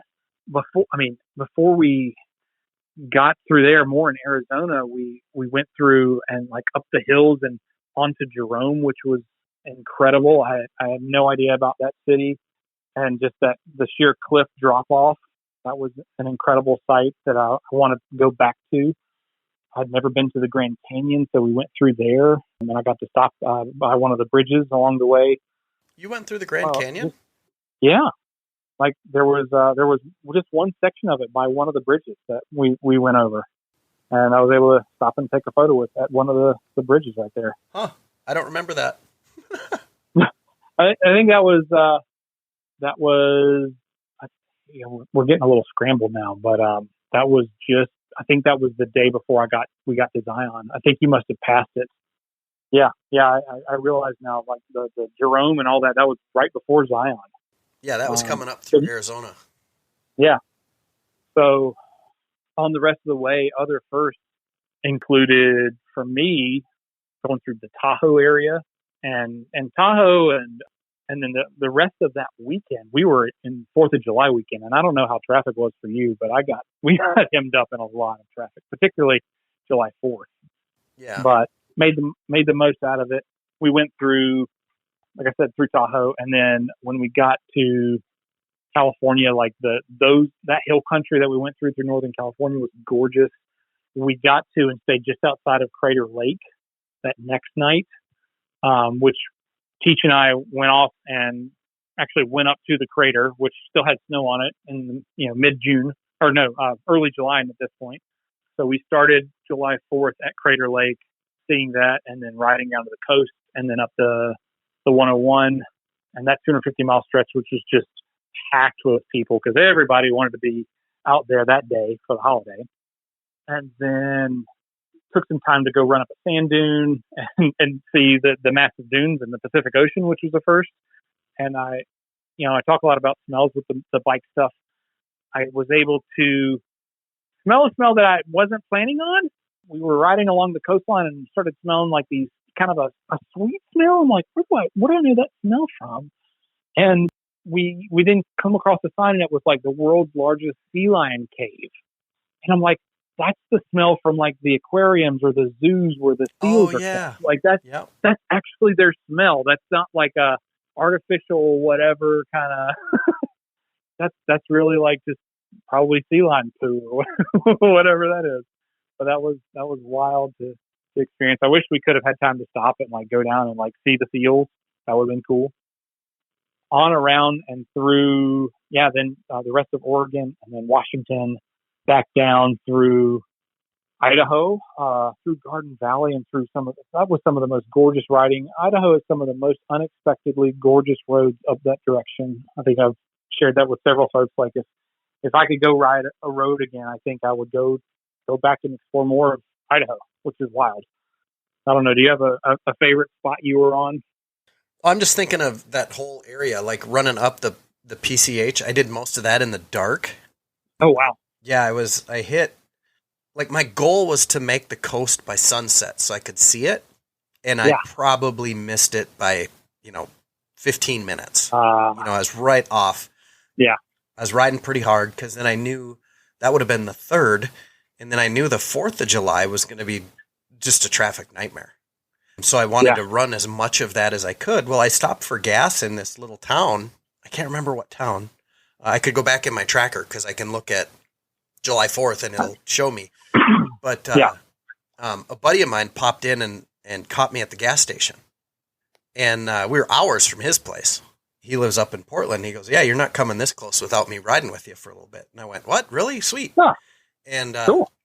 So he met up with me at the gas station. We ran for a few hours. I mean, it was probably 1:30 in the morning. Yeah.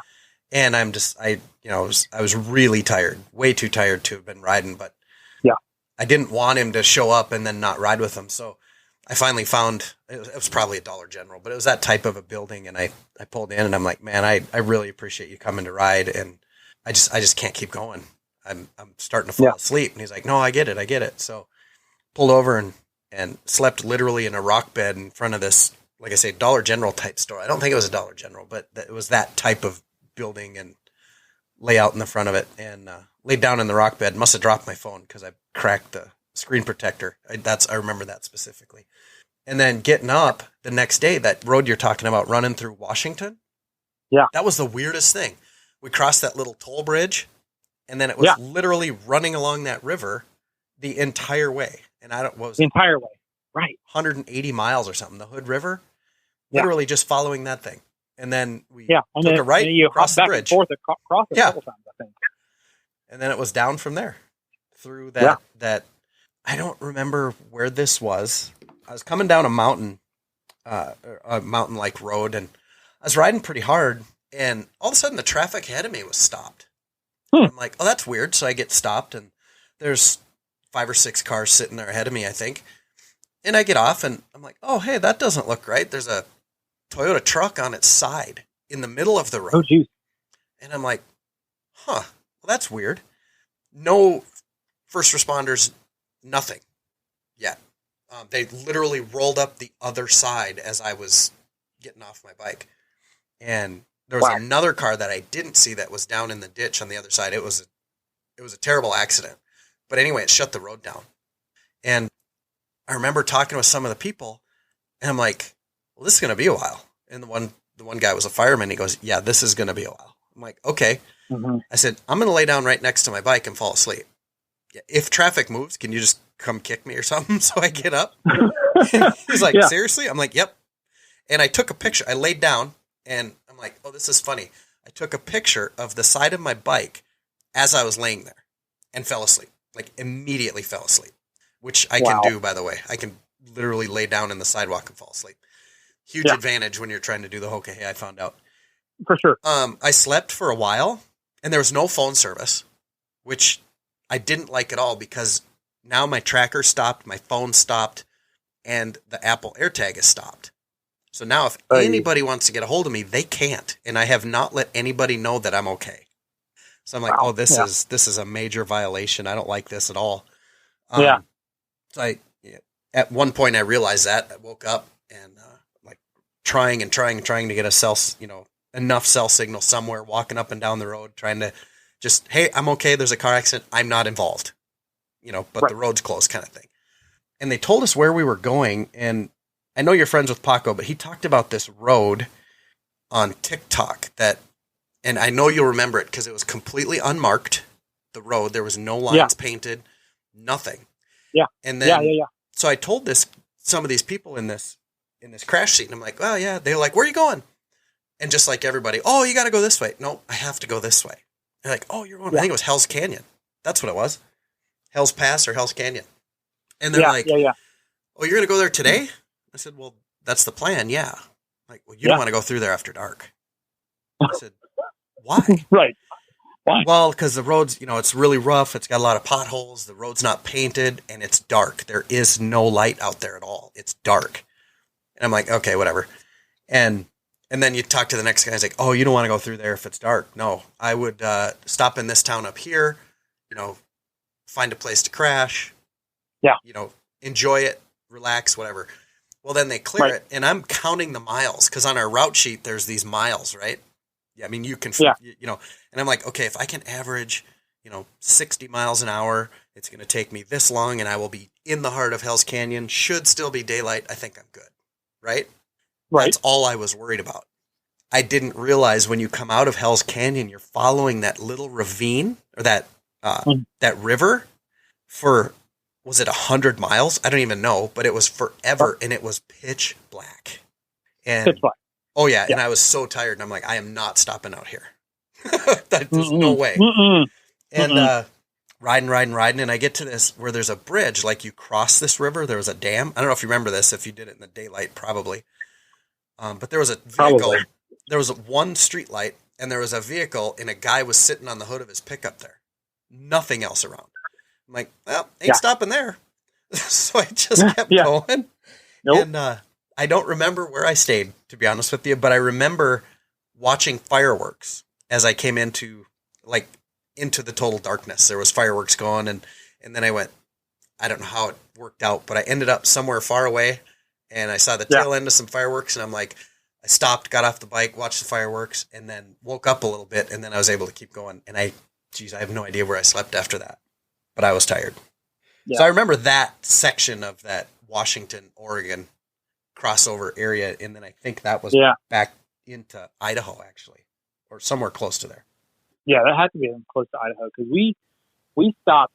We were just on that road along the river to heading towards Idaho in Washington, just a little way before we stopped. Like that was 4th of July was our shortest day because of how much traffic we hit along the 101 on that day, which I think that's really what separated a lot of the riders, like that weekend traffic, whether you're in Tahoe or on the 101 or whatever, that really stretched out the pack through there based on, where you were. Cause I know even some of the little bitty small towns were having their own little shindig things and mini detours around this little bitty blip of one red light town. I know there was a handful of those that I went through, and definitely had some other sketchy spots for stopping.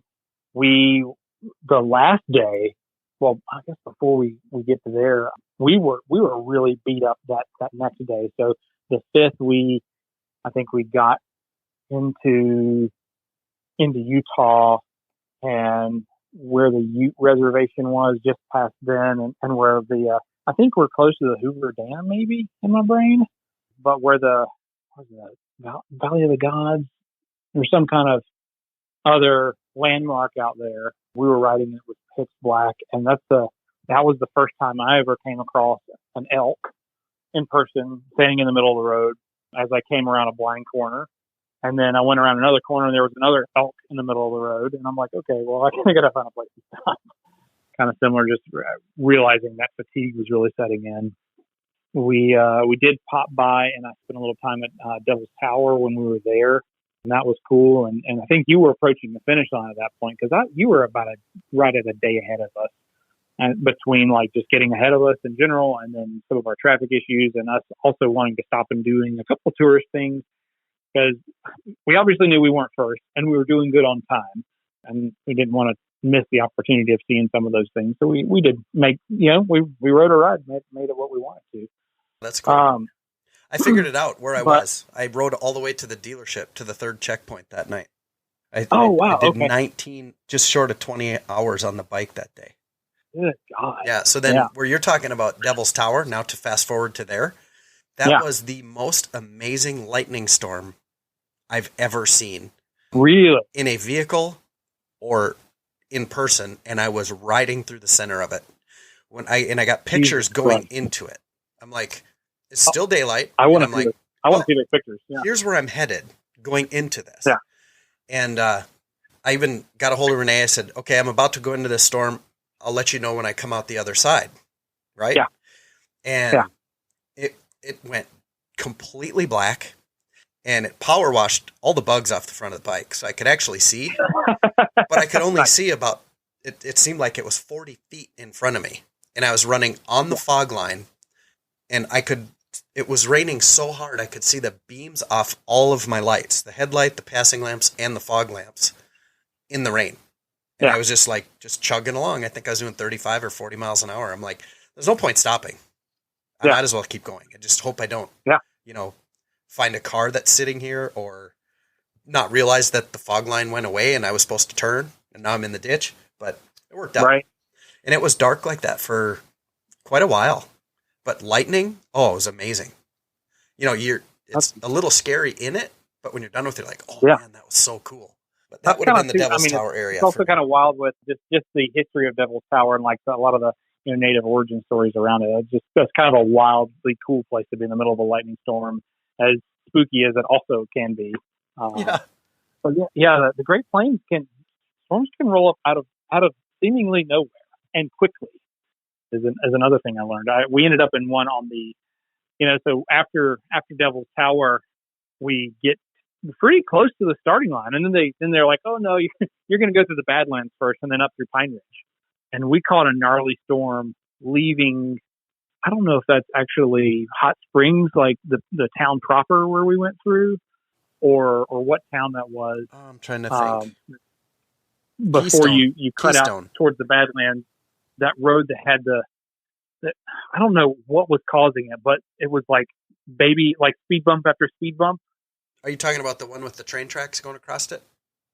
Maybe there's train tracks. But there was one road, and we had several riders go down that got thrown off their bikes off this one road. I know which road. That's the road that goes out through the Badlands. From Rapid City, it goes straight out through the Badlands. Yeah. Yeah. That thing was terrible. Terrible. I caught more air on the Harley than that should ever have in its entire life on that road. Right. Same. I definitely caught air multiple times. And and those were some big bikes to be catching air with. And I know a couple of riders got totally tossed. I know Kinky out of Charlotte got tossed out there, and I think we came up on her bike because she had gotten out in front of us, and we passed it, and she was already gone to the hospital. I think she broke her wrist. Thankfully, I think that's all she had going on, and that's where her ride ended. Just literally is less than a day's ride away from the finish line. That was so disheartening because I'm familiar with that area. We go through there, we ride out there during the Sturgis Rally every chance we can. Yeah. So I kind of knew the area I was coming into, and then I'm like, oh my God, I'm almost done. So I pushed it a little harder because it was raining the night before. Yeah. It was raining the night before. So I'm like, okay, I'm almost there. I'm just going to ride a little bit longer. I'm going to try to get out of the rain. I'm going to try to find a dry place to stay. And I didn't realize it, but I was not drinking water either because it was raining. So I wasn't stopping. I wasn't grabbing my water bottle. I was keeping, I was busy riding. And you were riding and you were at the end and you were excited. And I was almost at the finish. Well, then that morning I get up and I'm heading in. I'm like, yes, I'm going to be there at a decent time. This is cool. all excited, and then it was like, why am I going through Rapid City? Why am I going east? What's happening? And I just like totally disheartening. It sucked so bad, and I'm like, we thought we were there happening? too, and then, then, and you know, us doing the same kind of journey, and like what, you know, like 24 hours after you, but we get through there, and then we catch more weather, and then we're riding after that crazy road to the Badlands. We're riding through Pine Ridge, and doing Pine Ridge at midnight in the dark with nothing out there. It was spooky. And then the way the highway turned it made you do like a loop inside of it and then going past Wounded Knee twice. And so that got us turned around, and we ended up wanting to crash when we got to this little area with a 24-hour gas station, and across the street there was a church. And I remember from several folks saying, always try to find a church, because churches are good places and folks won't mess with you. Well, we get to the church and we're like, okay, we're across the street from the 24-hour gas station. There's presence there, but like we should be kind of out of the way. And we start setting up our where we're going to bed down for the night. And this dude walks by with his hoodie up, hood on, and kind of faces us, walks by and comes back to us and says, "Do you want to buy this boombox?" And he like pulls a boombox out of his ass or something. I remember you telling me this. Yeah. I'm like, "No, dude, we're good. I don't have a place for a boombox on my motorcycle, and it has speakers." And he's like, "Cool, no worries." And then he just bolts. We're like, that was the weirdest thing. He's coming back with friends. We're not going to wake up in the morning. We got to go. So we ended up leaving there and riding more through the night until we got to another gas station. And this was a weird time for me. So when we were leaving Rapid City, I caught a piece of sand or grit or something in my eye. And throughout most of that night, I was rubbing it. And Teach had some eye drops that he gave me. I tried to put some in my eye, laid out on the pavement, and dropped some in, and that wasn't getting any better. So I was riding like one-eyed through these super dark roads, no street lights, no nothing, middle of nowhere, trying to find these highways.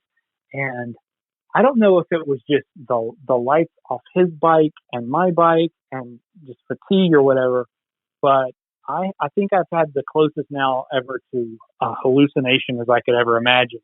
Because I kept on seeing as we were riding, and I was in front for a lot of it. And then I ended up slowing down. He's like, "Are you okay?" I'm like, "No, my eye's kind of weird." And he rode in front for a little while, but I would keep seeing this massive moon rising up on the horizon in front of us and like obscuring my vision and making me like kind of get off focus.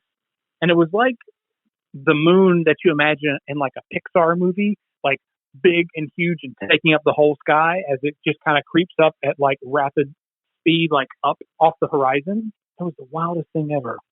And I don't know what that was about or what was going on there in my brain or between my ears, but I knew at that point, like, I have got to bed down somewhere because I'm starting to see things that aren't there. That's obviously not there. The moon's over there. I see it. I see the real moon. Right.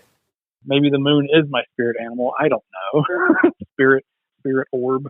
But that was kind of wild. And we ended up getting to a truck stop on the far edge of the reservation and ended up bedding down there next to it. And we got up the next morning, and then we were able to take Needles and the other ride leading up to the finish line in the morning hours in the sunrise with no traffic. And it was like a pretty graceful ride with some great curves, and you know that territory really well. If anybody ever gets a chance, and go to Sturgis. I haven't been to the national or to the rally yet, to Sturgis yet for the rally, but just being there in that area, go when the rally's not going on and really enjoy it with limited bikes there, and then go when there's the rally. I'm still going to do that in the future too. Yeah. That's the advice I always give. If you're going to go ride out there, don't go during the rally. If you're going to see the rally, go to the rally. For sure. Yeah, and speaking of it, it sounds like there's going to be some mile monsters at the rally this year with a big ride that we both have signed up for, and that's exciting coming up. I don't know when you're riding, but I'm doing my Iron Butt on the 20th of May, which is my mom's birthday. I got special permission from her for a good cause. Nice. But yeah, I don't know if I'll make the rally. I know that there's a lot of folks that are going to try to be there for it. I'm a little further away than a lot of people. Although that doesn't make a whole lot of sense after doing the Hoka Hey, because miles are all kind of relative now to us, right? Right.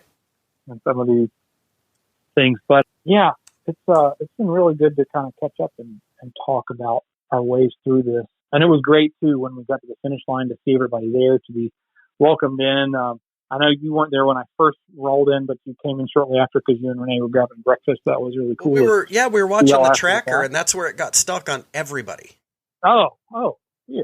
It got stuck as people were going up needles and coming back around, and we're like, "Oh, we got time," so we went to eat. I think that's what it was actually, and then it was like, "Oh my God, he's here!" So we just took off, and got over there. So let's talk about the finish. Yeah, yes, like you said, I didn't make it back to see you come in. Your wife was there?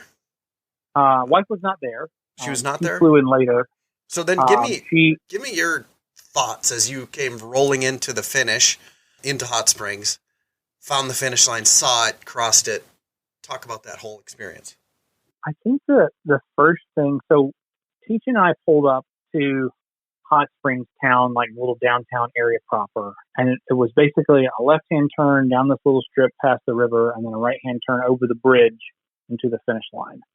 And he was in front for a lot of the ride because he would take twisties and certain things at a faster rate than what I wanted to do. But we would always end up like near one another again and like stopping around the same places because we both were kind of in the mindset that it was better to have someone nearby in case something came up or there was, a security issue or, having a buddy out there to do the ride with, which a lot of folks do a solo, and that's totally cool. But this is kind of what we ended up doing. And we talked about splitting up and we split and then came back. But anyway, so he kind of like flagged, like kind of waved me forward, like, go ahead.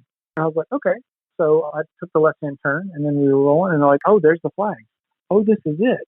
Oh, we're finished.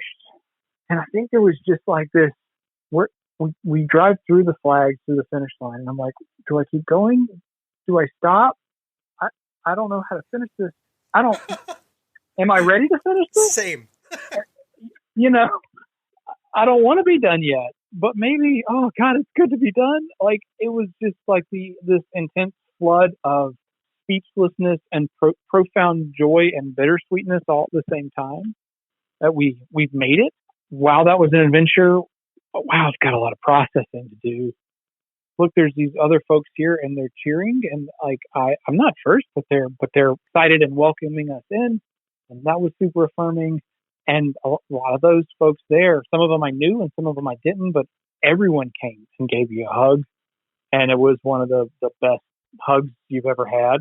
It felt like to me, and maybe that's because I'm an extrovert a little bit more so than others, and I like good hugs, but it was great. And then yet also on your brain is like, okay, so there's all this processing, but my wife is also flying in. I've got to find out how to get to her or how she's getting to me. Oh, sure. I need to get my hotel room squared away, which I ended up losing my reservation because they kind of, I booked for 3 days and we missed one of those days, and I called in advance, and then we had poor cell phone signal, so I couldn't touch base back. So as opposed to just canceling the one night, they canceled my entire reservation. So when I got to my hotel after the fact, I didn't have a reservation at all. So then I had to scramble to find us a hotel, which thankfully I was able to just down the way from where I was because that place was totally booked out at that point. And I'm circling back and around all the logistical things in my brain because that's what I do is I compartmentalize and I address the tasks at hand. But I need to get back to the wowness and the emotional presence of being present in the moment of finishing. And it's still just wild what we were able to complete and what we were able to do and make it. And then, also knowing that, other folks didn't make it, legitimately didn't make it. Yeah. We lost 2 riders. We had a third paralyzed, and he was really touch and go. We thought we were going to lose 3 to fatalities. Riot had his accident. Kinky had her accident. There were multiple other accidents that weren't fatal, but like the weight of all of that, like we just did the same thing they did, and they had those things happen. It's heavy. It's really heavy. You almost, like, I don't want to. I keep on having to relate things back to military service, but there's some level of like kind of survivor's guilt in that wow, we made it, but these folks didn't. And you just want to be loving and affirming of everybody and the journey that they took and what they learned from it and their ride and their experience, and lift up those who didn't make it to say, that's okay. You rode your thing. You learned what you learned. And now you have here's the bootstraps to pick yourself up if you want to do this again, and continue to celebrate everyone. And I think that's it. It really is the end of the road celebration. And it didn't matter who you were. There were people there that Hopper came back and he was disqualified day one for a speeding ticket. Mm-hmm. People were there to celebrate, and everyone was celebrated for the experience they had. And there was that just profound thankfulness for being there and being a part of it and raising funds for whoever you raise funds for, and celebrating life and really touching it, because, we're really, as a society, in a first world society that we live in, and really higher than that being these motorcyclists that are afforded the privilege to take the time off to have the capital to make a ride like this even feasible. We're so disconnected from mortality, from death, from things, and you were able to just have a really visceral, existential time to yourself to really go on a quest, whether that's a vision quest or whatever you want to call it for yourself. You had that capacity to take that time. And I don't know about you, the last 3 years I was a nurse in a pandemic and in grad school, and I didn't have a whole lot of personal time. And so it was such a gift to have and to share with myself and to share with you and all the others out there participating in this communal yet individual experience. It's breathtaking in a lot of ways. Well said. So sorry, I can be a little wordy at times, as I'm sure you figured out by now too. No, that's good. It's, how do you share this with people? The only way to is by telling them the story. Exactly. So you're doing it. It was very cool. Well, and thanks for sharing the space and the time. Absolutely. I think that wraps up the Hoka Hey story. Kind of. It doesn't, because there's so much more that you're just not thinking of right now. Yeah. Well, and I know we still need to get to your favorite part of this, but I don't know if you're going to have to break this into a 2-episode series or what, because we're doing some time together. No, this is about you. Yeah. So speaking of favorite part, everybody asks that question, and they always ask it when you're not thinking about it, right? Mm-hmm. Oh yeah, I did this right. Oh, what was your favorite part? I don't know. Oh, what was, now that it's all fresh-ish in your head, do you have something that stands out when people say, what's your favorite? Oh man, that's really hard. Really hard. Okay, so maybe not my favorite, but I will share. I mentioned this kind of briefly.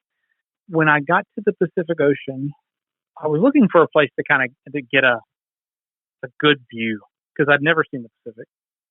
And there was this state park there along the 101 in Oregon, and it was like this big sand dune park.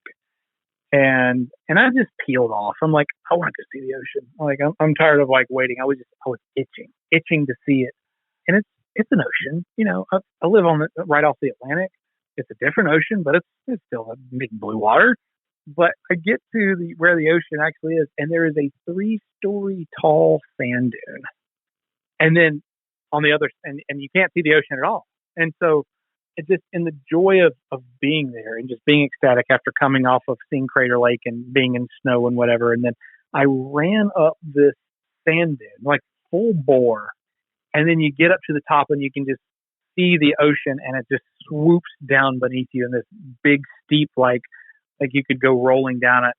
And just the absolute, maybe it's not my favorite part, but something that really stuck out to me, just the absolute joy of life, of existence, of catching that. I'm going to use a quote here by Nolan Jacobson that I really love, catching the ceaseless flow of quality in every passing moment. Like I just remember my heart just being filled with absolute joy as I got to just stand there and look out over the ocean. That was cool. And then I FaceTimed my wife, and she was at a 4th of July like barbecue with friends of ours back at home, and they were all like, "Hey, well, it's so good to see you." And I'm like, "Yeah, well, guess where I am?" I think so. We've gone over so many things, but I think just that general if I had a favorite part of the ride, I think it would be the joy and the experience of it all. I can't really name a thing, but that was a moment where it was really palpable. That's what I would say. Yeah. Cool. One question that I was asked was, and I couldn't come up with it right away, so maybe you can, because now you're talking about this fresh in your head. Yeah. Did you have a recurring thought or feeling or emotion that you remember? That's a good question. I think every day, particularly, maybe not so much at sunset, because by sunset or like whenever we were bedding down for the night, I was pretty beat, and there wasn't much anything going in my brain about where do I safely land. But every morning I got up, and particularly around the sunrise, kind of twilight hours, just getting back on the bike and getting things started, and just like the feeling of blessedness and the ability to have the experience. Like, this is good. This is living life in one of the best ways that I can imagine living it. I think that would be my starting initial memory. And then the next one, the next one that's pretty regularly in your brain is, did I miss a turn? Have I gone too far? Or did I look at that direction right? Because as you know, with the guidance on the papers, like there's this highway, which is this highway, which is this highway, and they're all named it, but you have to look for the one on that's first listed. But sometimes you get off, as we all do out there. Yep. But yeah. Awesome. Well, I think that leads us to the 5 questions. So for everybody still listening, thank you for still listening, by the way. Thank you for joining us. Yeah. Yeah. The 5 questions, which you actually mentioned a couple of these. So you didn't mention your answers, but you mentioned that a couple of my questions you had touched on, it seemed like. So they should be fairly easy. Are you ready? Yeah. Question number 1. What is at the top of your bucket list? The top of my bucket list? Oh, man. I don't know how I would do this. I guess that makes it a bucket list. I would love to. So part of the preparing for writing this is I watched Ewan McGregor and Charlie Borman's different trips that they did, documentaries. I'm never going to have the kind of crew that they have to film it. I'm never going to have that kind of support truck or anything nearby.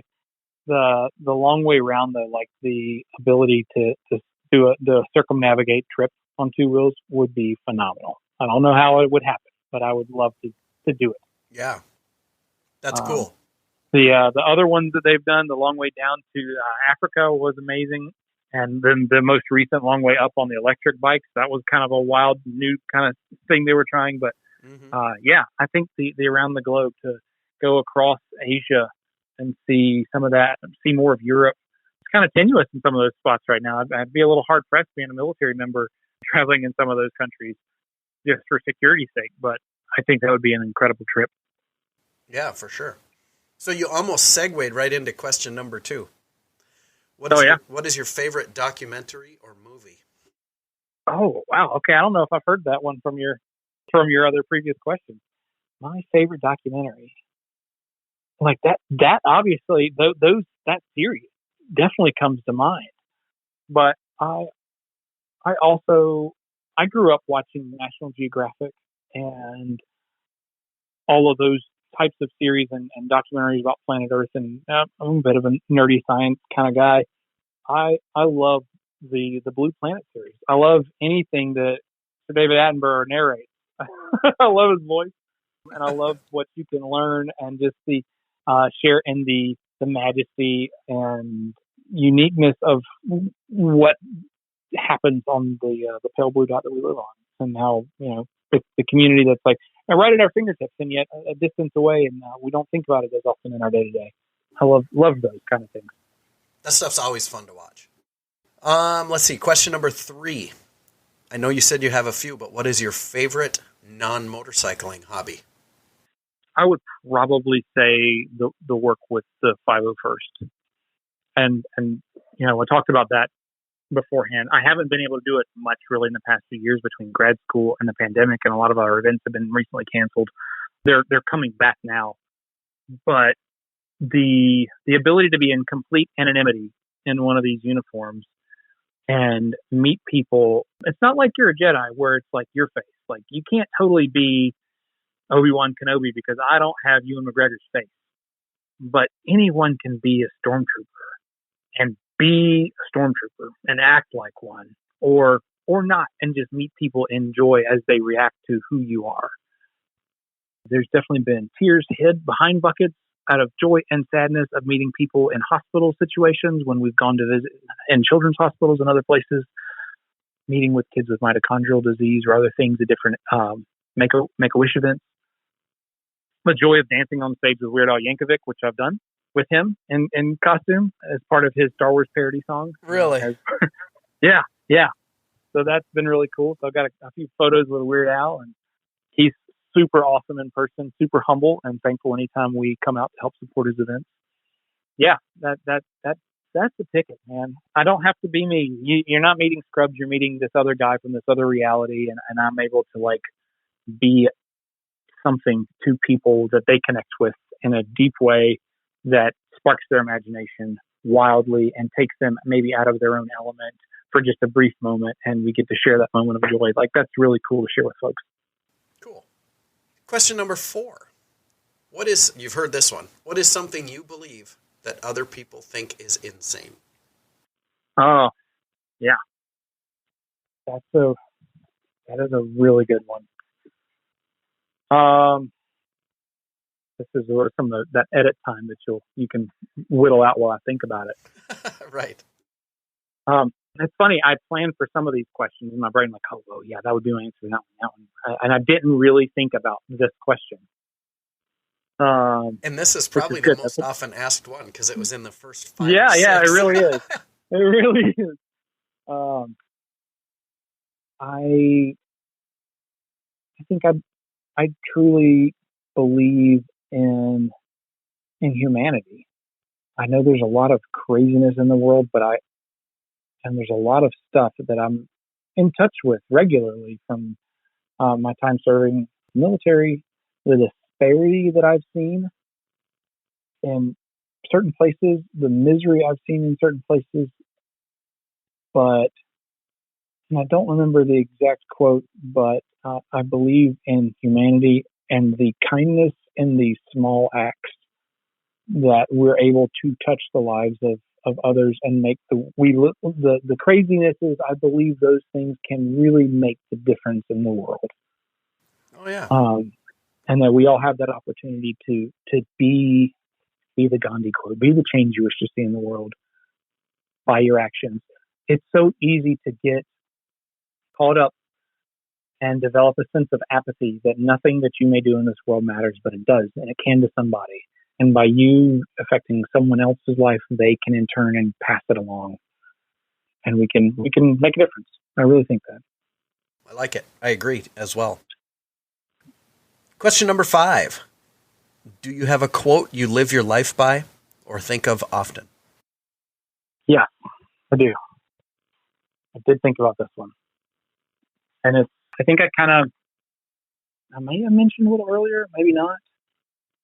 And I have it written down so that I don't screw it up because I thought about this. And it's a quote by the late theologian Frederick Buechner. And I heard this quote some time ago, and it's really guided my life a lot. And it says, your vocation in life is where your greatest joy meets the world's greatest need. Huh. I've not heard that. That's a good one. It's also, there's another paraphrase of it, and maybe he's repeated it in a different way, but vocation is the place where our deep gladness meets the world's deep need. But from my earlier talk in the conversation about vocation and true calling as to where are you called to be? What are you called to do? How are you spoken to? How does it feed your soul? And then how in turn do you feed others by it? that's where the world's need is. And that's where both are fed in that. And so the shift for me from spiritual care of folks to physiologic care to people, that was part of it. Being a part of this ride and setting aside the money and finding the time and the universe aligning and everything that happened to be part of this ride, and then also to help raise money for veterans in need and our auxiliary scholarship fund, much like you raised your funds for the Masonic fund that you were working with. That too was vocation. It was a calling. It was something that we were part of that was bigger than ourselves, that we felt gifted and blessed by and a part of in a very deep sense, because I don't think anybody would just do this flippantly. Being part of the Hoka Hey Motorcycle Challenge this past year was maybe speaking to that quote too. But yeah, finding that place, I think that's where we're all called to be, and that's how we make the world a better place. So that's what speaks to me. Very, very true. Let's see. Notes. I know we've been talking about the Hoka Hey, so if you want to go find the Hoka Hey, it's HokaHeyChallenge.com. We got Scrubs' story today, Alex Brown. Where can we follow you? Social media. Yes, I think the easiest way would be on Instagram. I haven't posted a lot here since the Hoka Hey because I've been moving and transitioning in jobs, but Scrubs on 2 Wheels, that's the number 2, Scrubs on 2 Wheels is my Instagram handle. I also have a TikTok handle by the same name, but I haven't posted any TikToky videos. I have purchased some stuff to hopefully write and clip and do some videos from my travels from the Hoka Hey this summer and future motorbike travels. So hopefully you'll be able to see stuff, but connect there. Send me a message and say, hey, this is who I am. This is how I found you. Because otherwise I'm kind of tenuous on accepting everybody. It is a private thing for security's sake, but send me a message and we'll connect. I'll be happy to talk to anybody. And similarly, just like other guests of yours have said, reach out, I'll talk. Just like Paco did for me when I reached out to him to talk about food and diet on this trip, I will do the same. So yeah, reach out. Cool. Do you have any asks or requests of the audience? I think that would be find your version of Frederick Buechner's quote. Find what feeds you, what makes you hungry. Go out and do it. There's another quote that I love. It's actually the state motto for South Carolina and Kansas, I think, Doom Sparrow Sparrow, which means while I breathe, I hope. So each breath is a gift, and do something with it. Make the most of your day. And it doesn't matter what that is. Find something that speaks to you and make the most of it. Cool. That sounds like that would also be your last, your final parting words. Yeah, absolutely. Cool. So, I think that's all we got. This is the longest podcast ever so far. Episode 23. And to be honest with you, I'm not sure if I'm going to get another one in this year. I'm just flat running out of time. I'm going to do my best. But folks, if you like what you're hearing, hit the subscribe button so you never miss an episode. You can follow the adventures on Facebook or Instagram by looking for The Real Wild Ass. Of course, I am Wild Ass Craig. Thank you all for listening. We'll see you again in a couple weeks. And of course, thank you again, Scrubs, for coming on. Certainly. Thanks for having me.